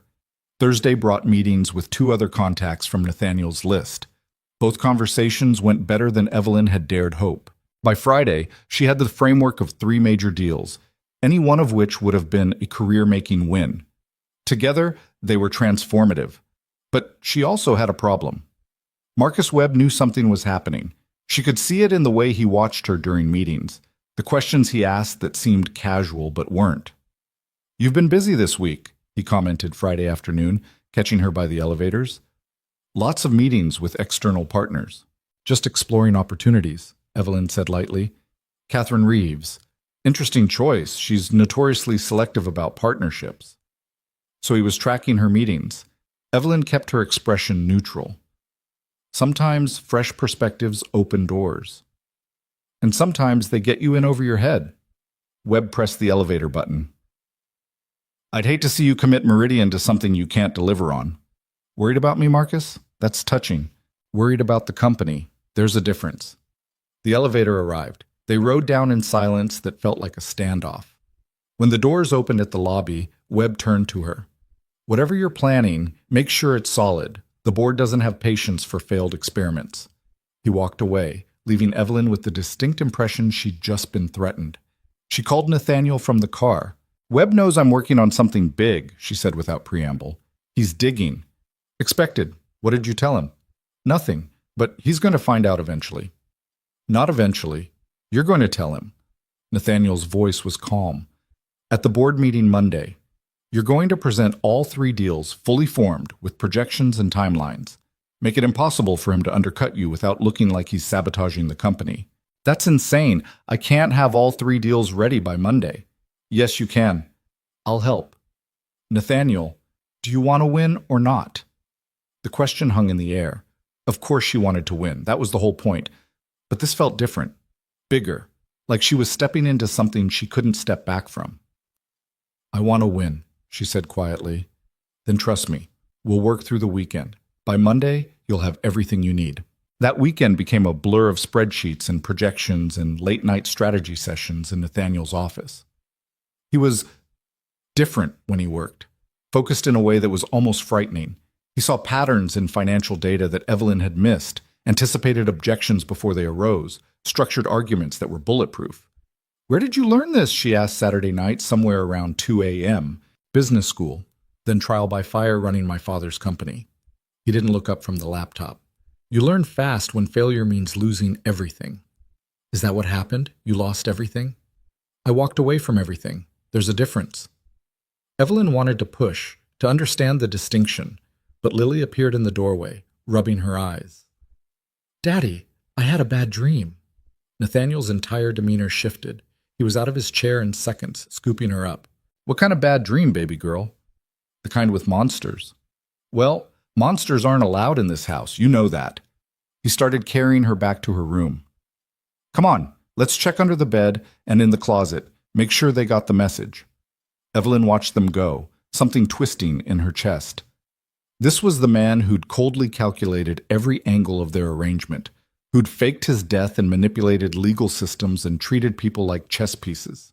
And he was also the father who checked for monsters and made origami elephants and cut his daughter's food into careful pieces. The contradiction was giving her whiplash. By Sunday night, the presentation was ready. 3 deals, complete with financial models and risk assessments and implementation timelines that would make the board's head spin. This is good work, Nathaniel said, reviewing the final slides. Webb won't see it coming. What if he tries to block it anyway? He will, but you'll have answers for every objection because we've already wargamed them all. Nathaniel closed the laptop. Get some sleep. Tomorrow's going to be brutal. Evelyn stood to leave, then paused. Can I ask you something? You're going to anyway. She smiled despite herself. Why are you doing this, really? The training, the contacts, the help. The contract doesn't require it. Nathaniel was quiet for a long moment. When Grace died, I made myself a promise. That Lily would grow up safe. That she'd have a normal life, as normal as I could give her. He looked at Evelyn. You being successful keeps the cover story intact. That keeps Lily safe. So yes, I help you. Because protecting my daughter is the only thing that matters. Always back to that. The only reason that counted. Evelyn should have felt used, manipulated. Instead, she just felt tired. Right, she said. For Lily. For Lily, he agreed.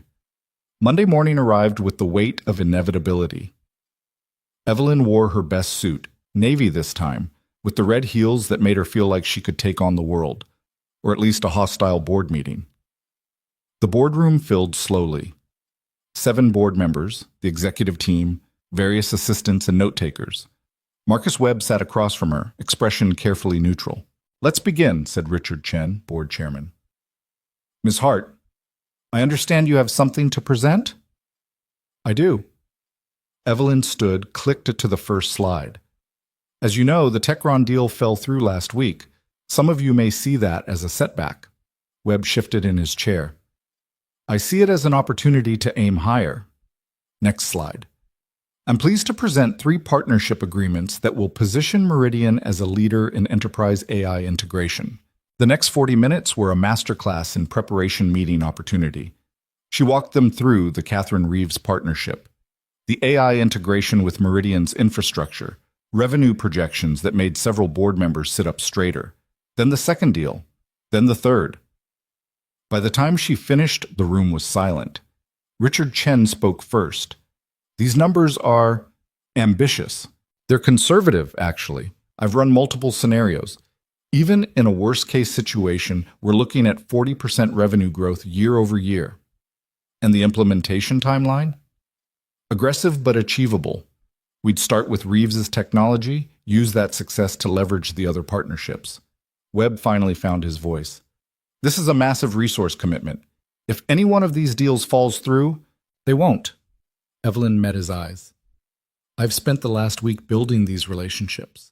Everyone involved is committed. In a week? You built 3 major partnerships in a week? Webb's skepticism was obvious. That's not how enterprise deals work. It is when you have the right connections. And what connections do you have that we don't? Evelyn smiled. Private ones. From before I joined Meridian. It wasn't exactly a lie. Nathaniel had given her the connections.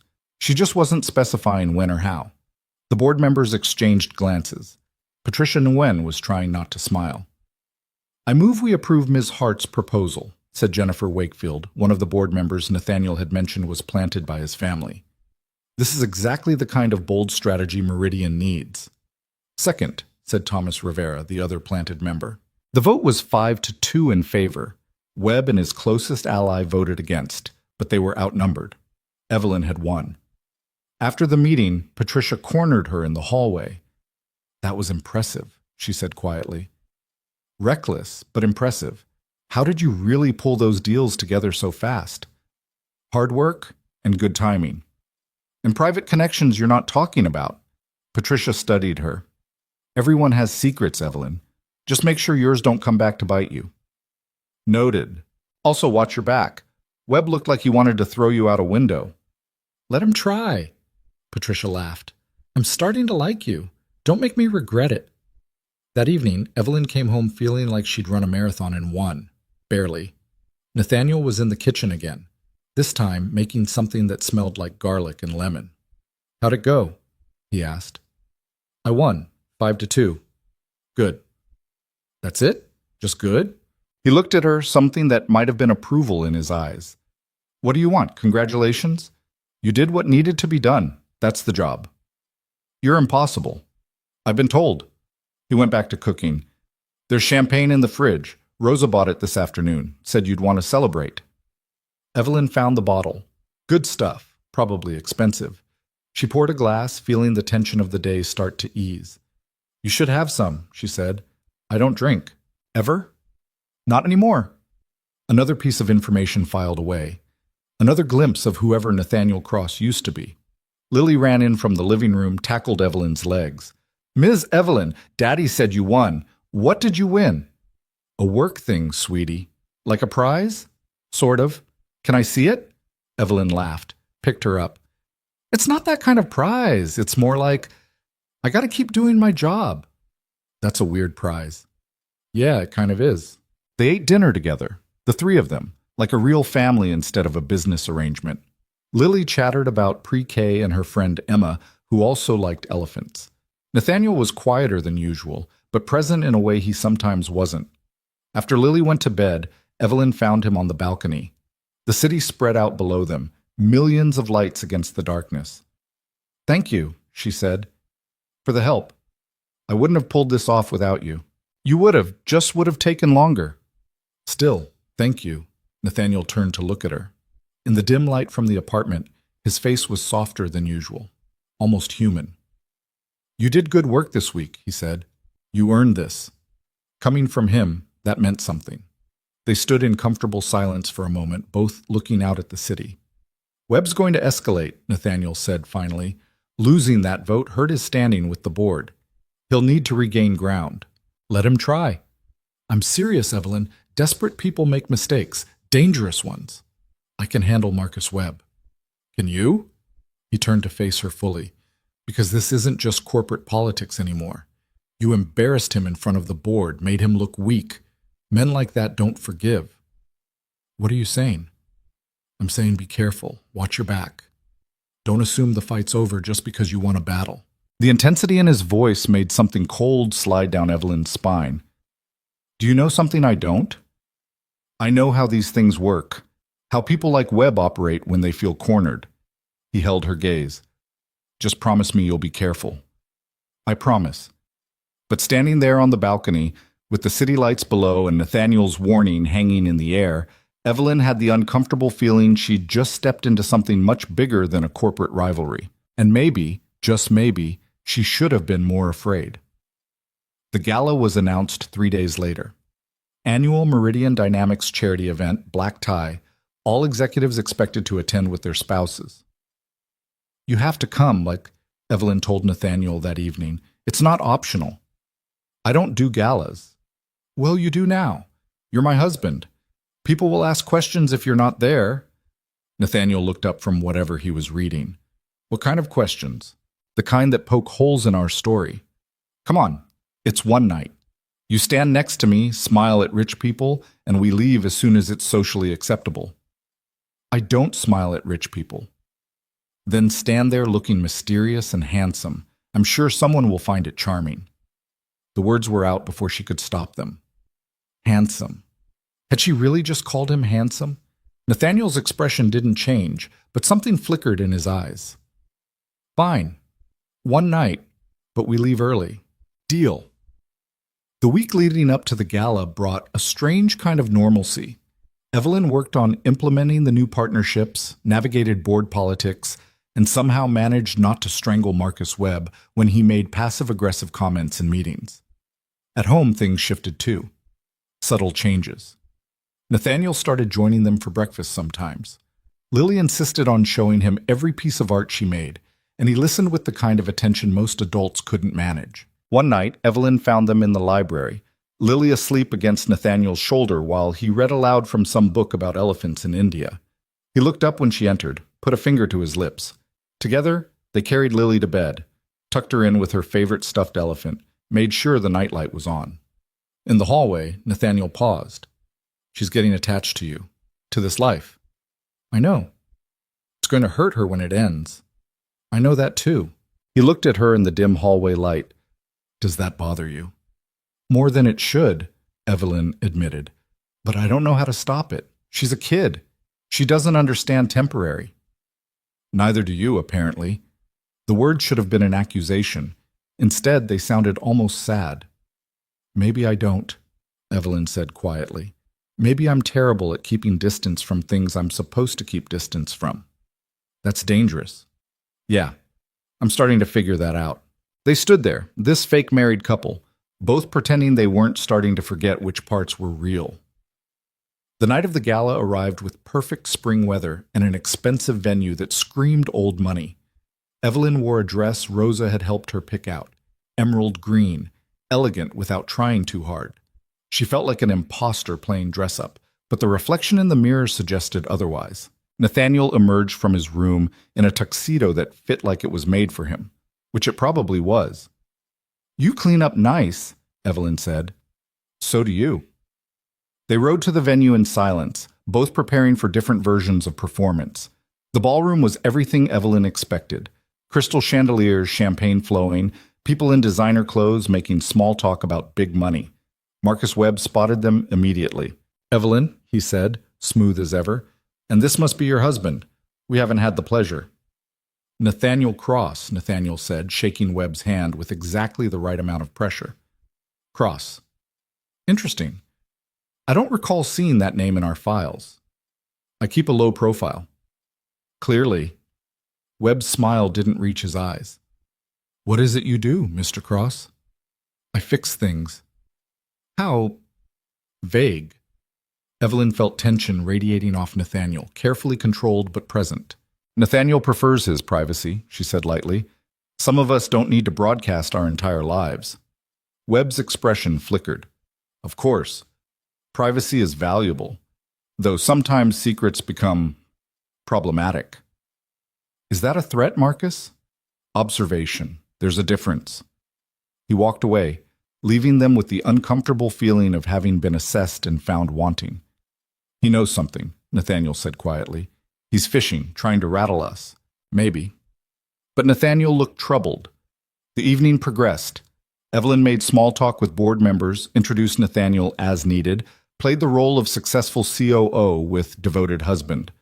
Nathaniel was surprisingly good at it. He knew how to move in these circles, what to say and when to stay quiet. Several people seemed to recognize him, or thought they did, but couldn't quite place where from. You were someone, Evelyn said during a quiet moment. Before. Someone important. I was someone who thought being important mattered. I learned better. Did you? He looked at her. Ask me in 18 months. The DJ started playing something slow. Couples moved onto the dance floor. We should probably... Evelyn gestured toward the dancing. I don't dance. Come on, one dance for appearances. Nathaniel sighed but let her lead him onto the floor. His hand settled at her waist, careful and precise. They moved in time with the music, not quite touching except where necessary. You're better at this than you pretended, Evelyn said. Lots of practice. Before you died.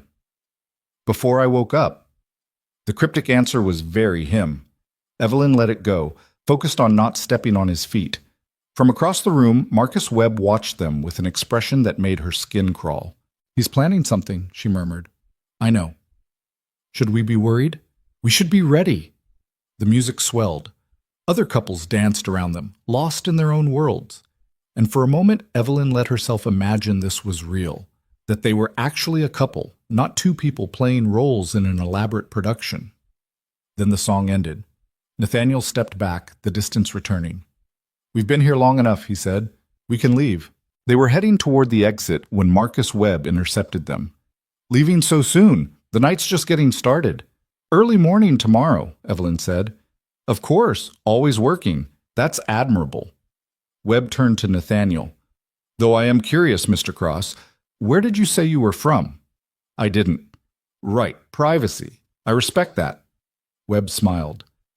"Though I have to admit you look familiar, like I've seen you somewhere before." Nathaniel's expression remained neutral. "I have one of those faces." "Perhaps. Or perhaps—" Webb pulled out his phone, tapped the screen. "Perhaps you look familiar because 3 years ago you were all over the financial news. Tech Air, tragic yacht explosion." He turned the phone around. The same Financial Times article Nathaniel had shown Evelyn that first night. "Of course, that Nathaniel Cross is dead," Webb continued. "So you couldn't possibly be him. That would be, what's the word? Fraud." The temperature in the room seemed to drop. Evelyn's mind raced. This was it, the moment Webb had been building toward. But Nathaniel just laughed, actually laughed, warm and genuine. "That's creative, I'll give you that. But no, I'm not a dead billionaire." He glanced at the photo. Though the resemblance is flattering, that guy was in much better shape. Webb's smile faltered slightly. "You're saying you're not—" "I'm saying I'm a mechanic from Queens who married a woman way out of his league. If that disappoints you, I apologize. A mechanic, living in an Upper East Side penthouse. My wife's successful. We manage. I'm sure you do." Webb put his phone away. "Still, it's quite a coincidence. The resemblance, the name. Cross is a common name, and apparently I have a doppelganger who had terrible luck with boats." Nathaniel took Evelyn's arm. "Now, if you'll excuse us, we really should be going." They made it to the car before Evelyn let out the breath she'd been holding. "He knows," she said. "He suspects. It's different." "Is it?" "He just accused you of being a dead man, and I denied it, convincingly." Nathaniel loosened his tie. "He can't prove anything without looking insane." "But he'll keep digging. Let him. He won't find anything. I made sure of that 3 years ago." The car pulled into traffic. Manhattan lights blurred past the windows. "This is getting dangerous," Evelyn said quietly. "Maybe we should—" "Should what? End the arrangement? You want to walk away from everything you've built?" "I want to not get caught in the crossfire of whatever war you're fighting." Nathaniel turned to look at her. "You were in the crossfire the moment you signed that contract. You just didn't know it yet." The words settled over her like a shroud. Back at the penthouse, they found Rosa waiting up. "Everything okay?" she asked, taking one look at their faces. "Fine," Evelyn lied. "Just tired." After Rosa left, Evelyn poured herself a drink. Nathaniel disappeared into his office. She should have gone to bed, pretended tonight hadn't happened. Instead, she followed him. He was at his computer, fingers flying across the keyboard, pulling up files and data streams. "What are you doing?" she asked. "Making sure Webb can't prove anything, reinforcing the cover story, checking for leaks." "Nathaniel, I warned you this could get complicated, that staying close to me had risks." "I know, I just—" She stopped, trying to find words. "I just didn't think it would feel like this." "Like what?" "Like I actually have something to lose." He looked at her then, really looked, and something in his expression cracked. "You don't," he said quietly. "Whatever you think you have here, it's temporary. Don't forget that." Too late. The admission hung between them. Nathaniel stood, walked to the window. His reflection in the glass looked tired. "This was supposed to be simple," he said. "A transaction, clean edges, clear outcomes." "Yeah, it was." "So what happened?" Evelyn joined him at the window. The city sprawled below them, full of people living real lives in real homes with real families. "We happened," she said. "You and me and Lily, pretending turned into something else when we weren't paying attention. That's the problem with pretending. Eventually you forget what's real." "So what do we do?" Nathaniel turned to face her. They were close now, closer than they'd been since that dance at the gala. "We remember the rules," he said. "We keep our distance. We don't let this become more than it is." And what is it? A business arrangement. Right. Evelyn stepped back. Business. She went to her room, closed the door, and sat on her expensive bed in her impossible penthouse, trying to remember when she'd stopped thinking of Nathaniel as a stranger and started thinking of him as something dangerous and different. Tomorrow, Webb would keep digging. Tomorrow, the corporate war would continue. But tonight, Evelyn lay awake knowing she'd crossed a line she couldn't uncross. She cared about Lily, about this life, about the man down the hall who was probably also awake, also pretending he didn't feel the shift happening between them. And caring, in this arrangement, was the most dangerous thing she could do. The week after the gala felt like waiting for a bomb to detonate. Webb didn't make another move, which somehow made it worse. Evelyn caught him watching her in meetings, that calculating expression on his face, like he was working through a puzzle he couldn't quite solve. At home, Nathaniel became even more careful. He installed new security cameras, claimed they were standard for the building, but Evelyn knew better. She caught him checking his phone at odd hours, tension in his shoulders that hadn't been there before. "You're scared," she said one night, finding him on the balcony at 2 a.m. "I'm cautious. There's a difference." "Is there?" He didn't answer, just stared out at the city like it held answers he couldn't find. Lily noticed the shift too. Kids always did. "Is Daddy mad at us?" she asked Evelyn during breakfast one morning while Nathaniel was locked in his office. "No, sweetie. He's just busy with work stuff." "He's always busy now." Lily pushed her eggs around her plate. "And he doesn't smile anymore."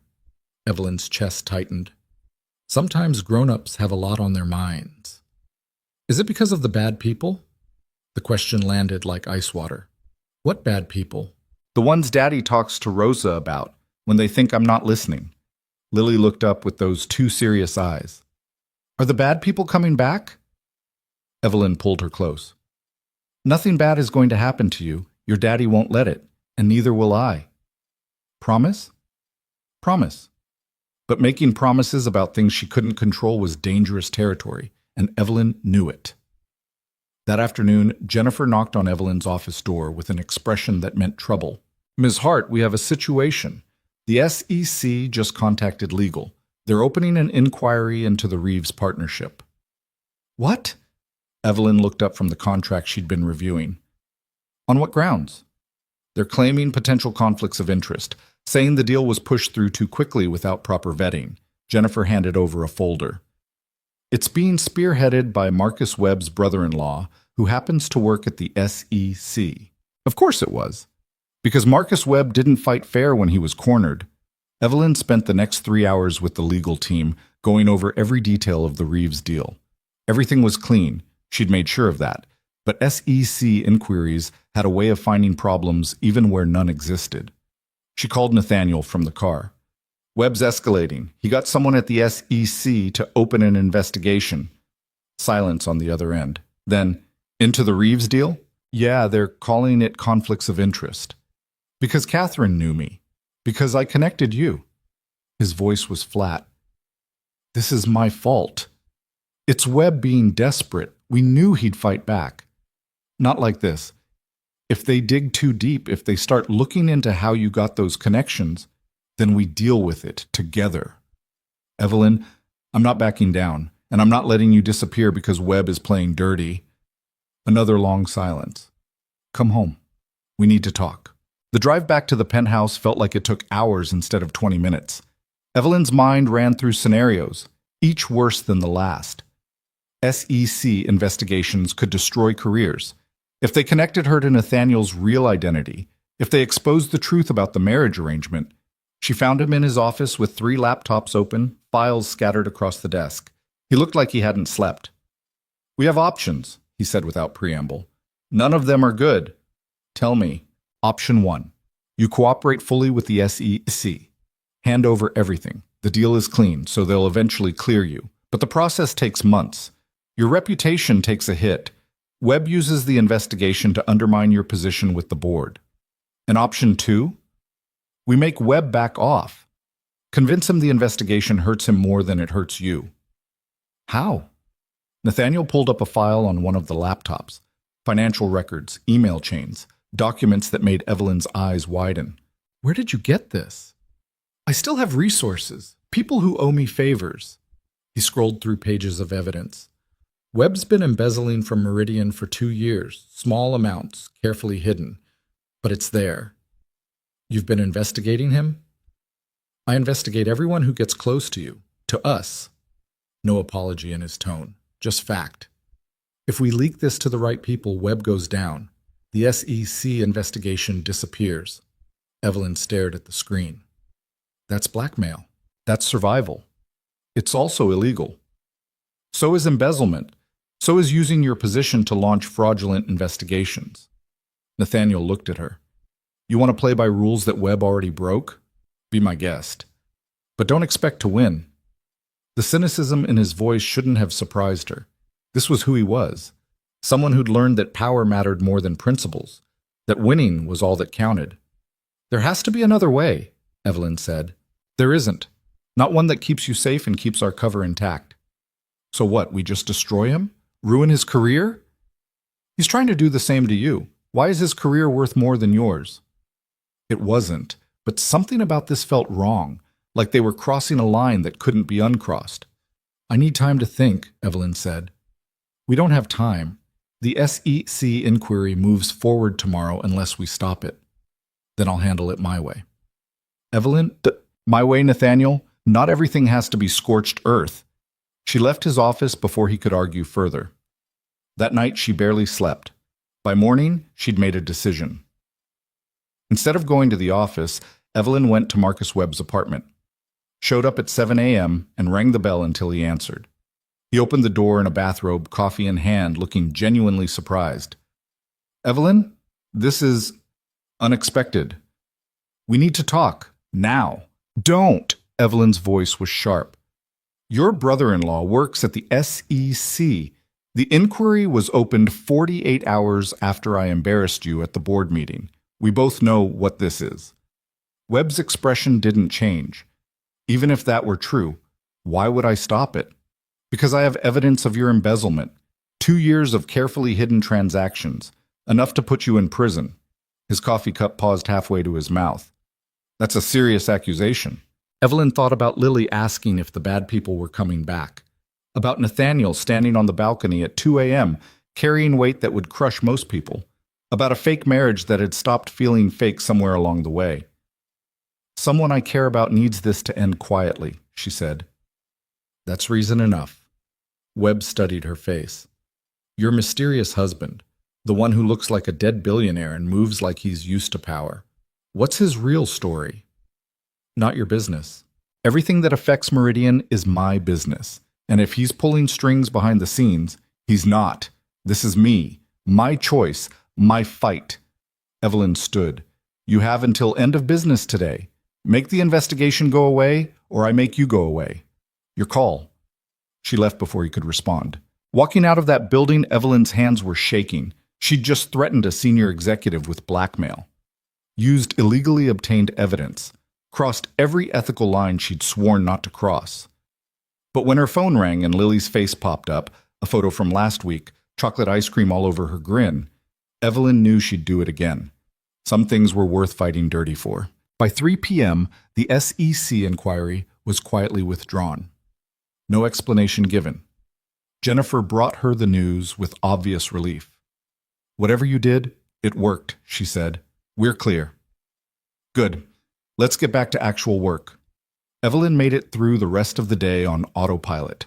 Meetings, emails, normal corporate warfare. By the time she got home, exhaustion had settled into her bones.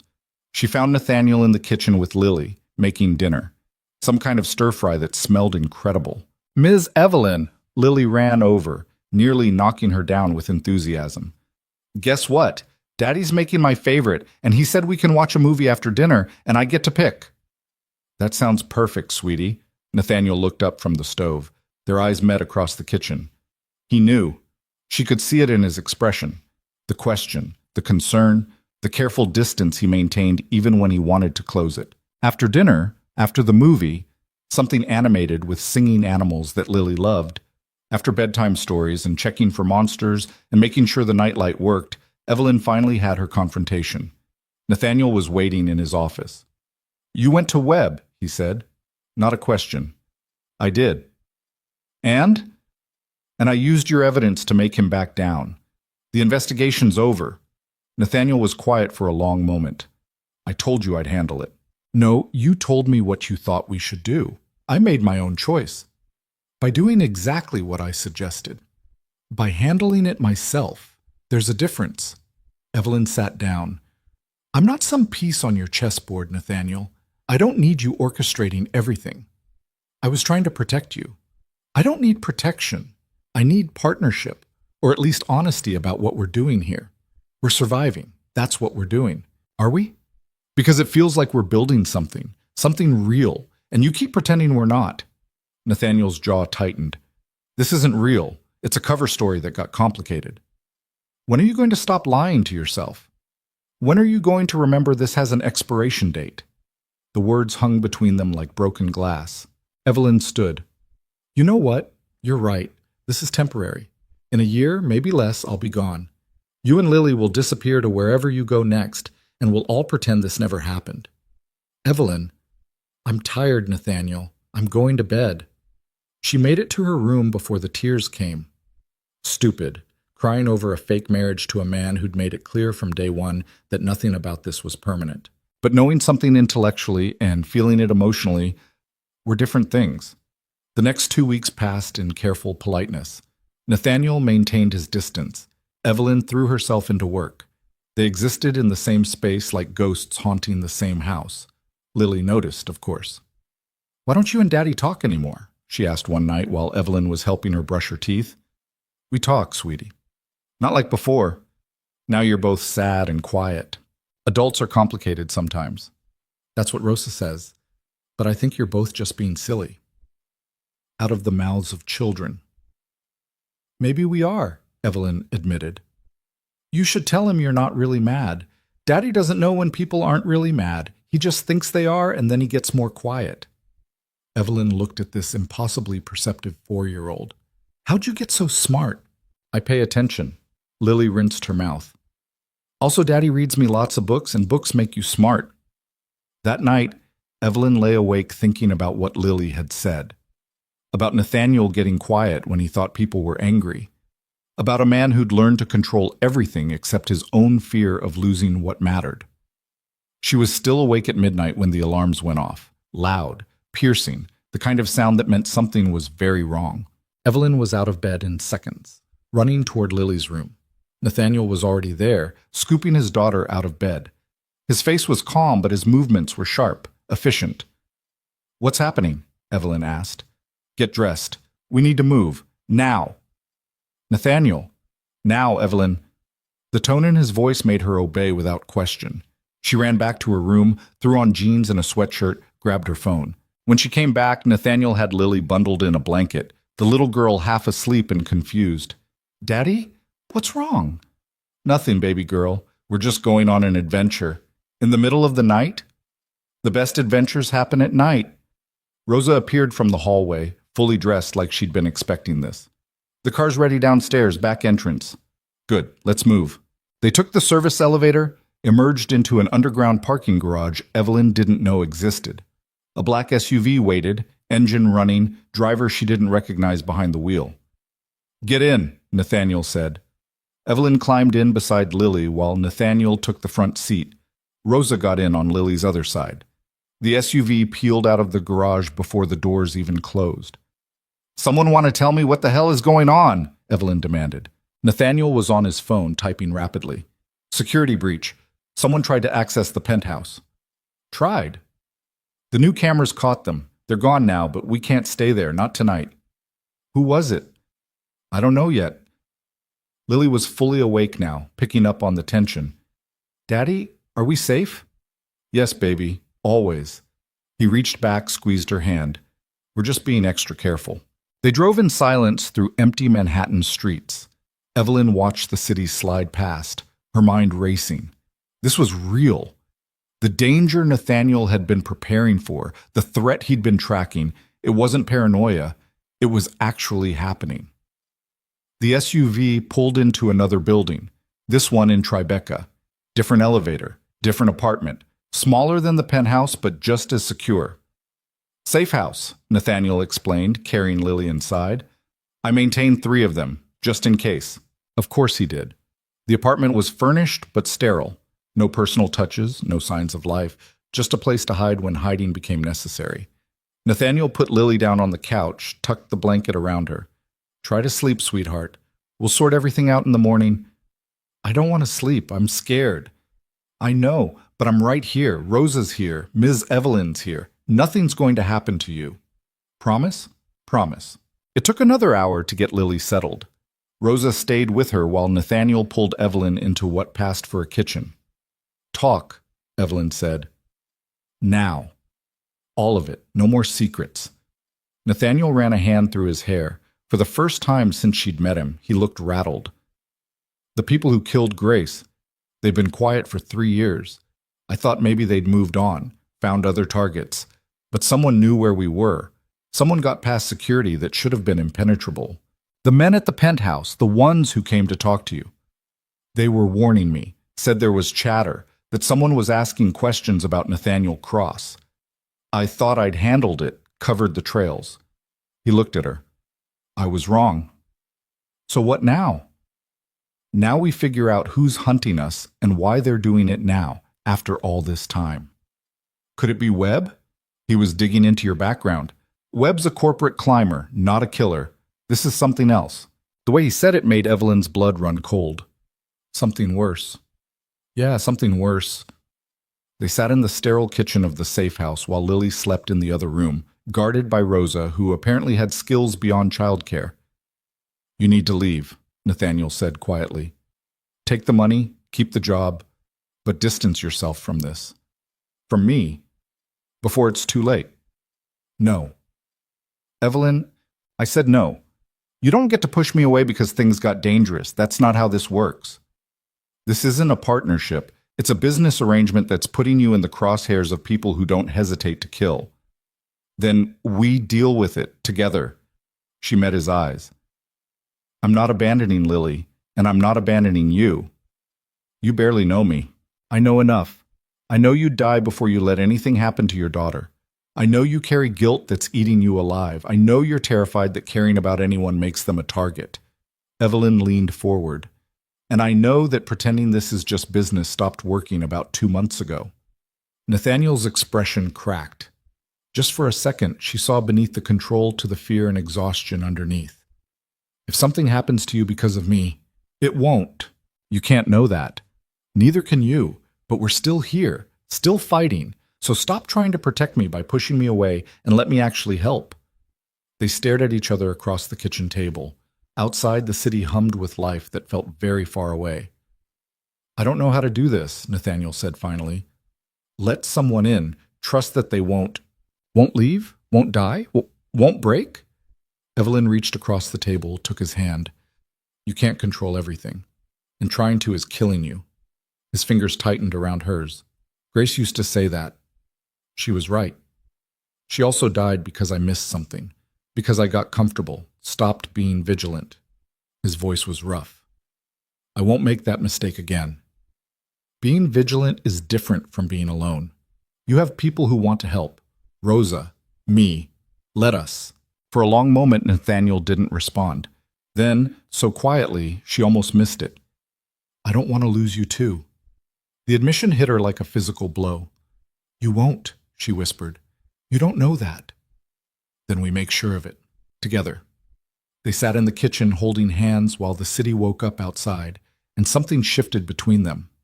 The walls Nathaniel had built so carefully started showing cracks, and maybe, just maybe, that was the first step toward something real. By dawn, Nathaniel had a plan.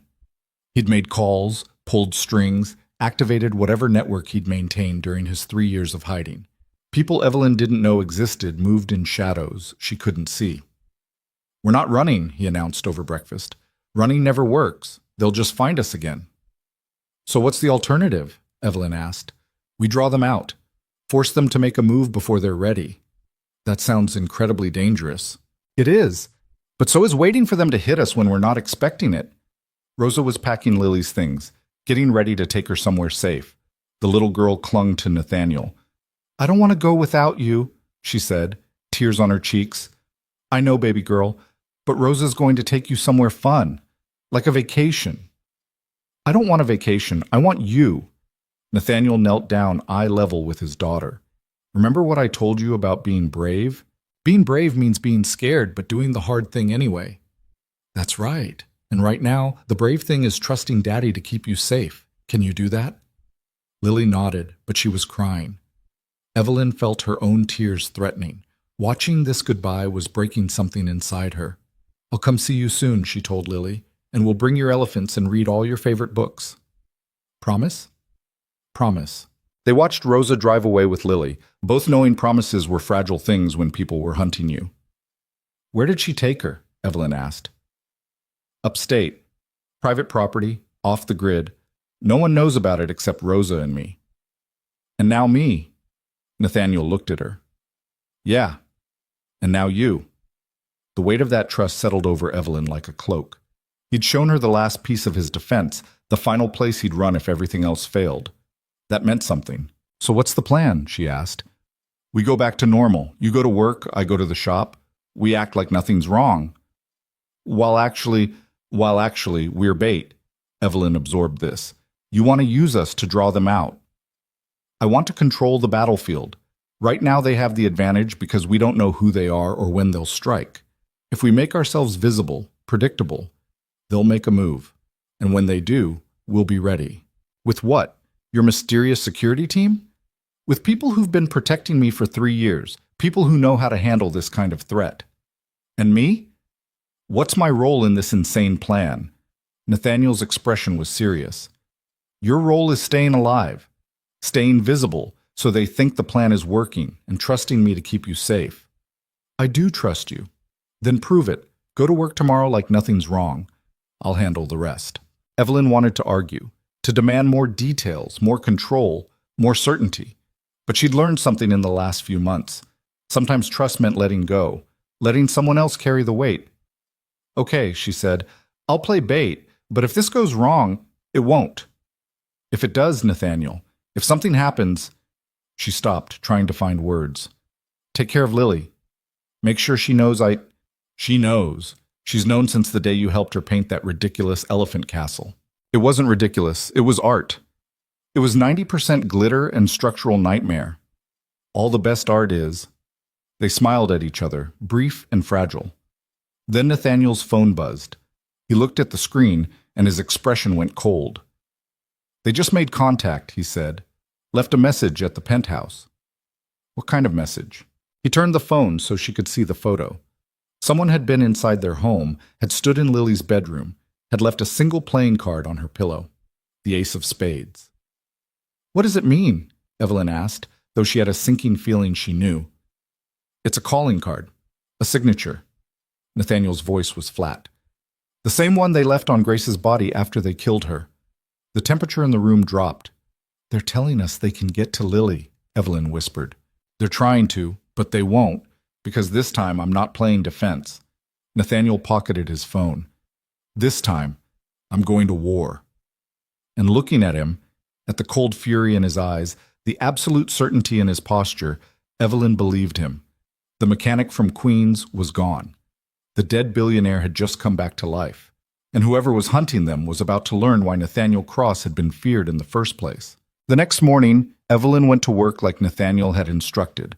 Walked through the Meridian building with her head high, smiled at colleagues, attended meetings like her world hadn't just been turned inside out. But her hand shook when she poured coffee, and she jumped every time her office door opened. Jennifer noticed. Everything okay, Ms. Hart? Fine, just tired. You look like you haven't slept. Long night. Evelyn forced a smile. What's on the agenda? They worked through the morning schedule, but Evelyn's mind was elsewhere. On Lily, hidden away somewhere upstate. On Nathaniel, who'd left the safe house before dawn without saying where he was going. On the ace of spades that meant someone had stood in a 4-year-old's bedroom with murder on their mind. Around 11, her phone buzzed. Unknown number. She answered cautiously. Hello. Ms. Hart. The voice was male, smooth, unfamiliar. We haven't been properly introduced. My name is Vincent Corso. Evelyn's blood went cold. I don't know who you are, but I know you. The ambitious woman from nowhere who married a dead man. Quite the story. I'm hanging up. I wouldn't, not if you value your husband's life or that sweet little girl's. Evelyn's hand tightened on the phone. What do you want? A meeting, just you and me. Tonight, 8 p.m. There's a warehouse on the waterfront in Red Hook. Come alone and we'll discuss terms. Terms for what?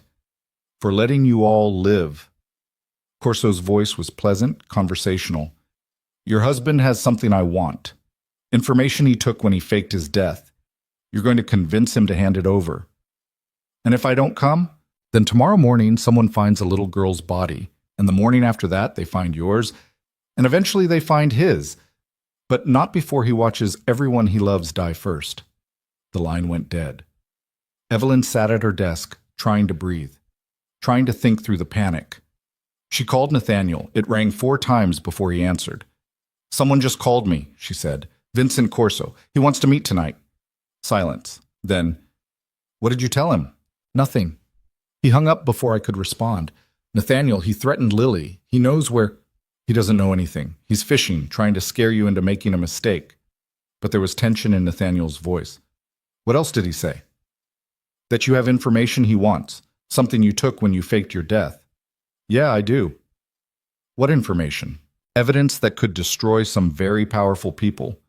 I kept it as insurance in case they came after me. Nathaniel paused. Looks like they're done waiting. He wants me to meet him at 8, alone. Absolutely not. I didn't say I was going to. Good, because you're not. I'll handle Corso. How? By giving him what he wants, on my terms, not his. Evelyn wanted to argue, but she'd learned when Nathaniel used that tone. He'd already made up his mind. What do you need me to do? She asked instead. Go home. Wait for me. Don't go anywhere alone. Don't talk to anyone you don't trust completely. His voice softened slightly. And Evelyn? Thank you for calling me first. Who else would I call? 6 months ago, you would have tried to handle this yourself. He was right. 6 months ago, she'd been fighting alone, trusting no one, convinced that asking for help was weakness. Somewhere along the way, that had changed. 6 months ago, I didn't have anyone worth calling, she said quietly. The silence on the other end felt heavy. Then, I'll see you tonight. And Evelyn, this ends today, one way or another. The line went dead before she could respond. Evelyn made it through the rest of the day on autopilot. When 5 o'clock came, she grabbed her things and headed for the elevator. Marcus Webb caught her in the lobby. Leaving early? He fell into step beside her. That's not like you. Family emergency. Ah, yes, your mysterious family. Webb smiled, but it didn't reach his eyes. You know, I've been thinking about our conversation, about your husband and his convenient resemblance to a dead man. Marcus, I really don't have time. What if I told you I know the truth? What if I told you I've been doing some digging and I found some very interesting connections?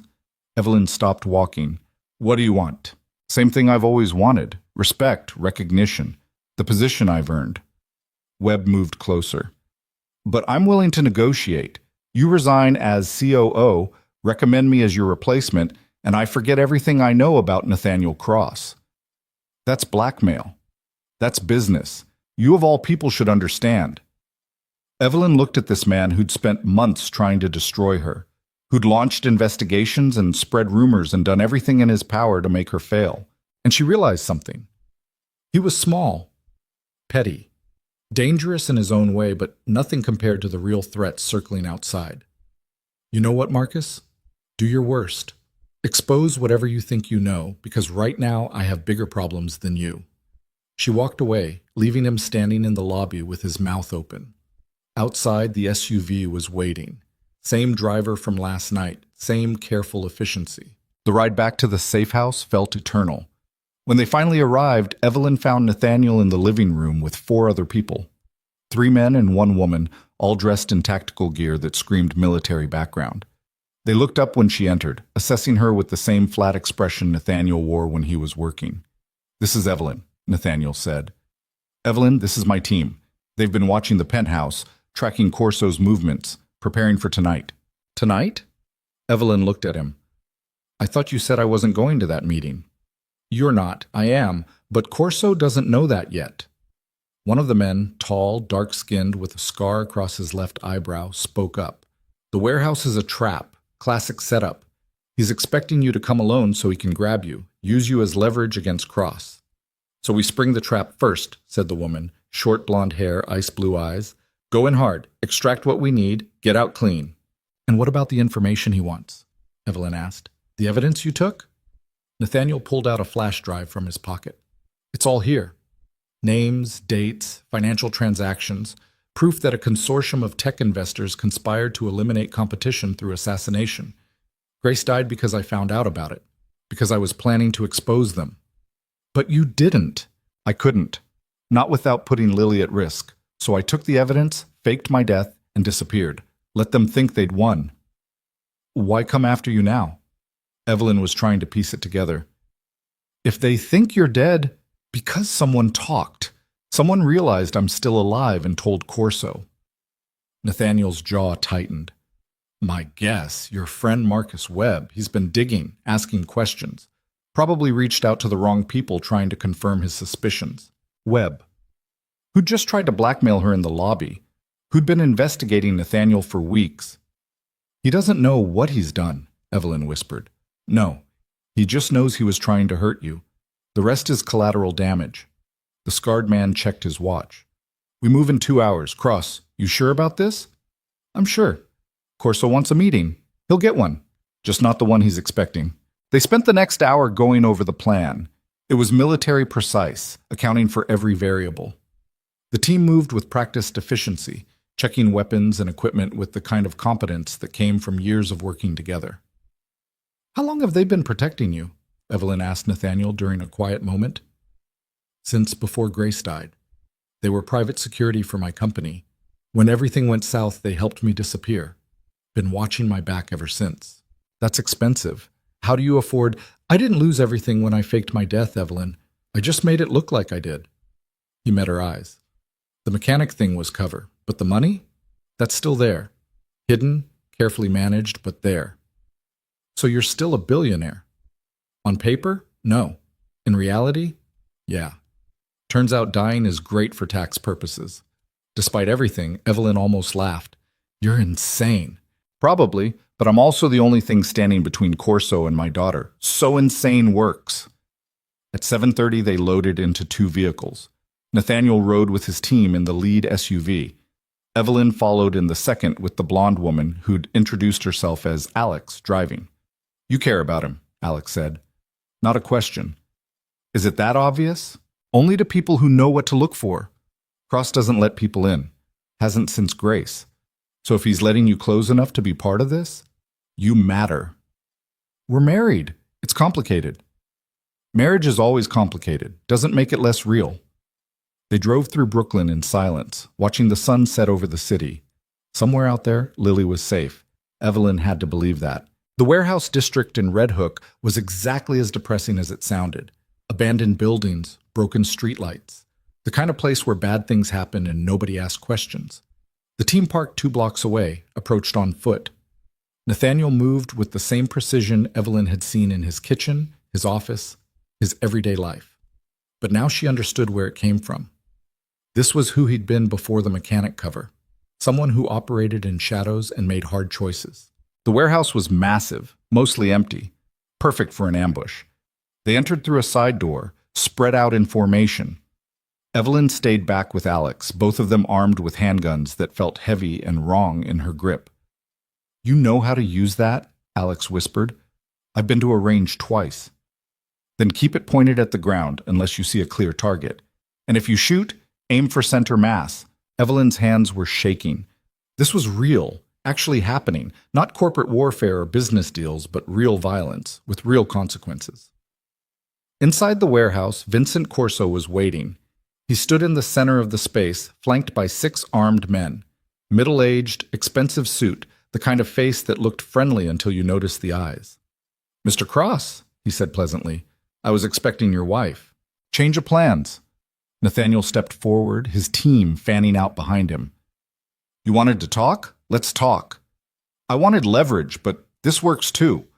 Corso gestured at his men. You're outnumbered. Your little security team is good, but not good enough to take all of us. You'd be surprised. Would I?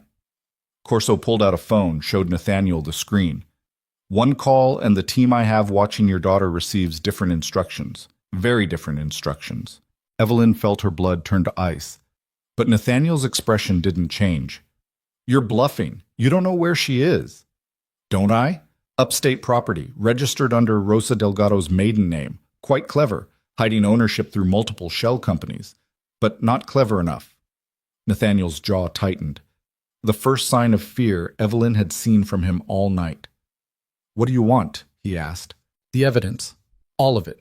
Every copy. Every backup. And your word that you'll disappear again. Permanently this time. And if I refuse, then everyone you love dies, starting with the girl. For a long moment, nobody moved.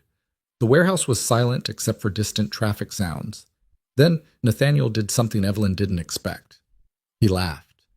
You really think you're the first person to threaten my daughter? You think I haven't prepared for this exact scenario? Your arrogance is going to get people killed.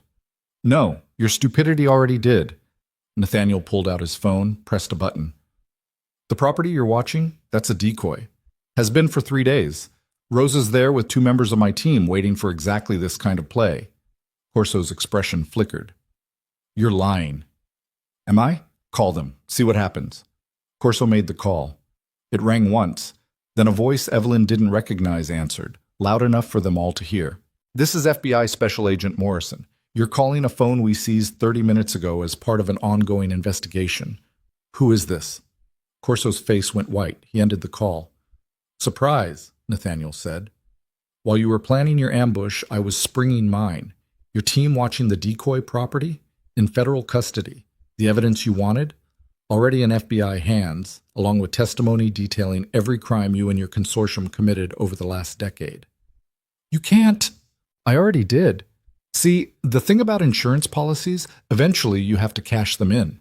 Nathaniel's voice was cold. You killed my wife. You threatened my daughter. You came into my home and you expected me to just roll over? Corso's men shifted nervously, hands moving toward weapons. I wouldn't, Alex said from the shadows. Red laser sights appeared on each of Corso's men. You're covered by 3 separate sniper positions. Any of you moves wrong, you're dead before you hit the ground. It was a bluff. Evelyn could tell by the way Alex held herself. But Corso's men didn't know that. It's over, Vincent, Nathaniel said. In about 5 minutes, this place is going to be swarming with federal agents. You can surrender now and maybe cut a deal, or you can try something stupid and end up in a body bag. Your choice. For a long moment, Corso just stared at him. Then, slowly, he raised his hands. You think this ends it? There are others, more powerful than me. They'll keep coming. Let them. I'm done hiding. Nathaniel gestured to his team. Secure them. FBI's 2 minutes out. It happened fast after that. Corso's men surrendered without a fight, probably realizing their boss had led them into a trap. Alex's team zip-tied them with efficient brutality. True to Nathaniel's word, FBI agents swarmed the warehouse 90 seconds later. Someone had been coordinating with them, feeding information. Evelyn found Nathaniel outside, leaning against the SUV, looking exhausted. You okay? She asked. I will be, once I see Lily. Make sure she's really safe. Where is she, actually? Canada. Crossed the border this morning with fake passports. Rosa's with her. He smiled, tired but genuine. The upstate property was always a decoy. I learned a long time ago that the best way to protect something is to make people think they know where it is. You played him. I played everyone, including the FBI. They've wanted that evidence for years. I finally gave it to them in exchange for immunity and protection. Evelyn processed this. So it's really over. The immediate threat? Yeah. But Corso was right about one thing. There are others. Powerful people who aren't going to be happy I testified. So what happens now? Nathaniel looked at her in the dim light from the warehouse. Now we have a choice to make. You and me. What choice? The contract expires in 10 months. You could walk away right now, take everything you've earned, start fresh somewhere Corso's friends can't find you. He paused. Or you could stay. Help me build something real instead of hiding from shadows. Stay as what? Your fake wife? Stay as my actual wife. If you want. The words came out awkward, like he wasn't used to offering things that mattered. I know it's not romantic. I know I'm damaged and paranoid and probably a terrible bet for any kind of future. But Lily loves you. And He trailed off, but Evelyn heard what he wasn't saying. You what? She pushed. I trust you, completely. And trust is harder for me than love ever was. It wasn't a declaration of eternal devotion. It wasn't poetry or grand gestures. But coming from Nathaniel Cross, it was everything. I need to think about it, Evelyn said, not because she didn't know her answer, but because this deserved more than a snap decision in a warehouse parking lot after a hostage situation. Fair enough? Nathaniel pushed off the SUV. Come on, let's go get our daughter. Our daughter, not his daughter, ours. Maybe he'd been thinking about this longer than she realized. They flew to Toronto that night on a private jet that definitely didn't belong to a mechanic. Landed at a small airport, drove to a house on the outskirts of the city. Lily met them at the door, launching herself at Nathaniel with the kind of enthusiasm that nearly knocked him over. Daddy, you came! Of course I came, baby girl. I always come. Ms. Evelyn, Lily grabbed her next. Rosa said we're on an adventure, but I missed you both so much. We missed you too, sweetie. They spent the night in the safe house, another one of Nathaniel's carefully prepared bolt holes, eating takeout and watching Lily show them all the drawings she'd made during her brief exile. Rosa pulled Evelyn aside while Nathaniel was putting Lily to bed. He asked you to stay, she said. Not a question. How did you... I've known that man for 4 years. I can read him. Rosa's expression was serious. So what are you going to say? I don't know yet. Yes, you do. You're just scared of admitting it. Evelyn wanted to argue, but Rosa knew her too well. What if I'm not enough? She asked quietly. What if I can't handle this life, these threats, the constant looking over our shoulders? What if you can? What if you're exactly what they need? Rosa squeezed her arm. That little girl in there? She's had 2 mothers, one who died protecting her, and one who chose to stay even when walking away was easier. Don't discount what that means. Later, after Lily was asleep and Rosa had retired to her room, Evelyn found Nathaniel on the back porch. Can't sleep? He asked. Too much adrenaline. She sat beside him. Plus, I'm trying to figure out if this is actually my life, or if I'm having a very elaborate stress dream. If it helps, I ask myself that question at least twice a week. They sat in comfortable silence, watching the Canadian night sky. I talked to the FBI, Nathaniel said eventually. With the evidence I provided, they're dismantling the entire consortium, arrests happening worldwide over the next week. Corso's facing 25 to life. The others? Similar. So you're really safe now. As safe as anyone can be with that many powerful people angry at them. But yeah, the immediate danger's gone. What about Meridian, the COO position? That's yours to keep, if you want it. The marriage arrangement was legitimate, so there's no fraud. The board doesn't need to know about any of this. And us? What do we tell people about us? Nathaniel turned to look at her. What do you want to tell them? I don't know. What's the truth? The truth is messy. We started as a transaction, became something like friends, and now... He stopped, searching for words. Now I can't imagine doing this without you. Any of it. Raising Lily, building a life, figuring out what comes next. That's not love? Evelyn said softly. No, it's better. It's choice. Love happens to you. Choice is something you make every day. Evelyn thought about that. About the difference between falling and choosing, between being swept away and consciously deciding to stay. I grew up thinking love was supposed to be this big dramatic thing, she said. Fireworks and passion and losing yourself in another person.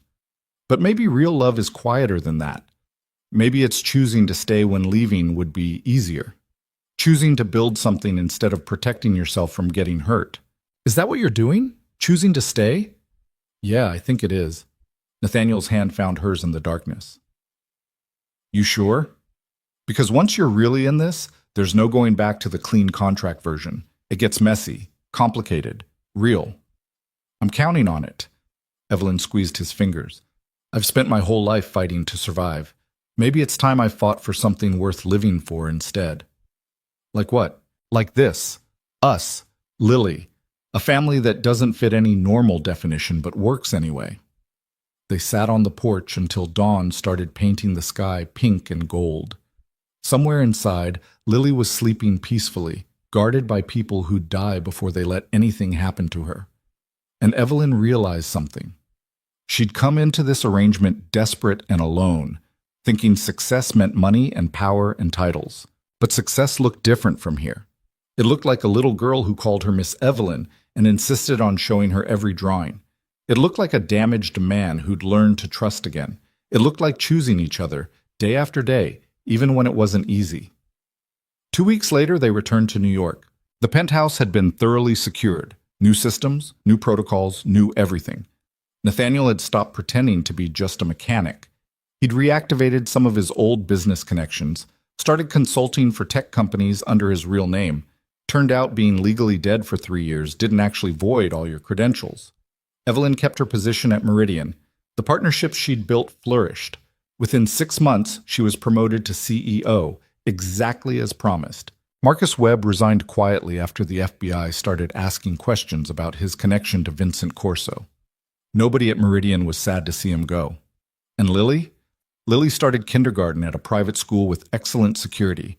She made friends, joined an art class, developed an extensive knowledge of elephant biology that she shared with anyone who'd listen. One night, about 8 months after the warehouse confrontation, Evelyn was helping Lily with homework when the little girl looked up with those serious dark eyes. "Ms. Evelyn, can I ask you something?" "Of course, sweetie." "Are you going to stay forever? Or are you going to leave like Mommy did?" The question landed like a punch. Evelyn set down the colored pencil she'd been holding. "Your mommy didn't leave because she wanted to, Lily. She died trying to protect you." "I know, but people leave, even when they don't mean to."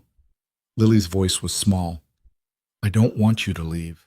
Evelyn pulled her close. "I'm not going anywhere. I promise."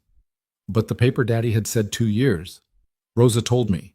She said you were only supposed to stay 2 years and then you'd go away." Evelyn made a mental note to have words with Rosa about what conversations happened within Lily's earshot. "That was the original plan," she admitted. "But plans change, people change, and I changed my mind about leaving." "Really? Really? You're stuck with me, kiddo. Sorry." Lily smiled, bright and genuine. "I'm not sorry. I love you, Ms. Evelyn." The words hit Evelyn like a wave. "I love you too, sweetie. So much." "Are you going to marry Daddy for real? Like with a wedding and everything?" "We're already married." "But that was the pretend kind. I mean the real kind, where people wear fancy clothes and eat cake." From the doorway, Nathaniel's voice. "That's a good question. Are we?" Evelyn looked up to find him leaning against the frame, watching them with an expression that was almost soft. "Are we what?" she asked. "Getting married for real, with fancy clothes and cake?" He walked into the room.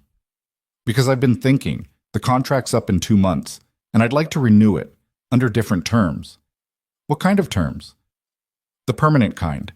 No end date, no business arrangement, just us." Lily bounced excitedly. "Say yes, say yes, say yes." Evelyn looked at this man who'd been a stranger 6 months ago, who'd taught her that strength wasn't about doing everything alone, that family wasn't always blood, that sometimes the best things in life came from the messiest, most complicated situations. "Yes," she said. Nathaniel smiled, actually smiled, wide and genuine. "Yeah? Yeah, but I'm not wearing a poofy dress, and we're not doing some massive society wedding. Courthouse again? With Lily and Rosa this time. And maybe your security team. They've earned it. Deal." They had the ceremony 3 weeks later. Small, simple, nothing like the first courthouse wedding. This time Lily was there in a purple dress with elephants on it. Rosa cried. The security team stood awkwardly in suits and tried to look emotional. And when the judge asked if they took each other, both Evelyn and Nathaniel said, "I do," like they meant it. Because this time, they did. The reception was pizza in the penthouse library. Lily's choice. They ate on the floor surrounded by books and played a game where everyone had to share their favorite memory from the last year. Lily's was the elephant castle. Rosa's was watching them become a real family. The security team's memories were mostly classified. Nathaniel's was the night Evelyn had shown up at his workshop, all nervous determination and hidden fear, and he'd known somehow that she was going to change everything. Evelyn's was harder to choose. There were so many.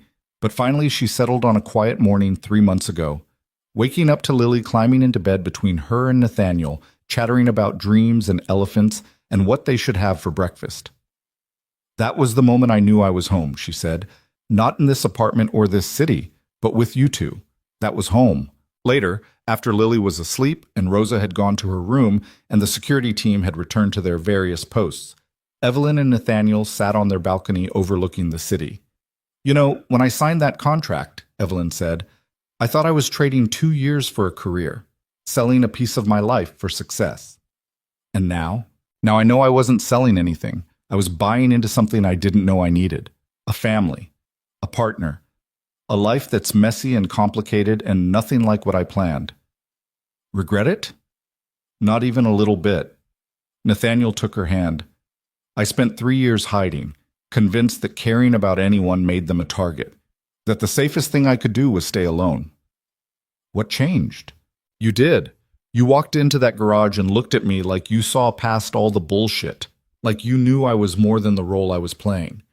He turned to face her. "And then you stayed, even when it got dangerous, even when walking away would have been smarter. Walking away from you two would have been the stupidest thing I ever did." "You sure about that? Because this life isn't safe. There will always be threats, always be people who want to hurt us because of who I used to be. Then we deal with them, together, as a family." Evelyn smiled. "You taught me that being strong doesn't mean facing things alone. It means knowing when to let people help carry the weight." They sat in comfortable silence, watching the city lights. Somewhere in that massive sprawl of humanity, there were people fighting the same battles Evelyn had fought. Desperate, alone, convinced that success meant doing it all yourself. And she wanted to tell them what she'd learned, that sometimes the best things in life came from admitting you needed help. That family wasn't always blood, that strength came in many forms, and one of the strongest was knowing when to let someone else share the burden. She'd walked into this arrangement broken and desperate, thinking money would fix everything. What she'd found instead was something money couldn't buy. A daughter who loved her, a partner who trusted her, a life that was messy and complicated and absolutely nothing like she'd planned. And it was perfect. Not in a fairy tale way, not in the smooth, easy way corporate success stories were written, but perfect in the way real things are perfect, flawed and difficult and worth fighting for. "What are you thinking about?" Nathaniel asked. "How far we've come, how different everything is from that first courthouse wedding. Different good or different bad? Different real. That's the important part." Inside, Lily would wake up tomorrow morning and drag them both to the kitchen for breakfast. She'd chatter about elephants and school and whatever new thing had captured her endless curiosity. Rosa would make eggs with the perfect cheese ratio. The security team would check perimeters and monitor threats that might never come. And Evelyn would go to work as CEO of a company she'd helped transform. She'd make decisions, fight battles, build something that mattered. Then she'd come home to this, to the family she'd chosen and the life she'd built from the wreckage of a business arrangement. "You know what I think?" Evelyn said, leaning into Nathaniel's shoulder. "What?" "I think sometimes the best things in life are the ones you don't plan for. The messy, complicated things that happen when you're trying to survive." That's pretty philosophical for someone who used to only think about quarterly earnings. "Yeah, well, you've been a bad influence. The worst." They smiled at each other in the darkness. And somewhere in that smile was everything they'd built. All the fear and trust and choice that had brought them from strangers to this, from a contract to a marriage, from survival to actually living. The city hummed below them, full of stories and struggles and people trying to find their way. And up here, in their too expensive penthouse with their sleeping daughter and their found family, Evelyn Hart, former nobody from the Bronx, current CEO, permanent wife and mother, felt something she'd never expected to feel. Complete. Not because everything was perfect, but because she'd learned that perfection was overrated. What mattered was this, the messy, complicated, absolutely imperfect reality of choosing each other every single day. That was the real success, the kind that couldn't be measured in dollars or titles or corporate achievements. It was measured in small moments, breakfast chaos and bedtime stories and quiet conversations on balconies overlooking the city. It was measured in trust hard won and love slowly built, and families chosen rather than given. And as Evelyn sat there with Nathaniel's hand in hers and their daughter sleeping safely inside, she realized something profound. She'd come into this looking for escape from poverty. What she'd found instead was escape from loneliness. And that made all the difference. The contract that had started this was long expired, torn up and forgotten. But the promises they'd made to each other, the real ones, not written on any legal document, those were just beginning. And they had the rest of their lives to figure out what came next, together.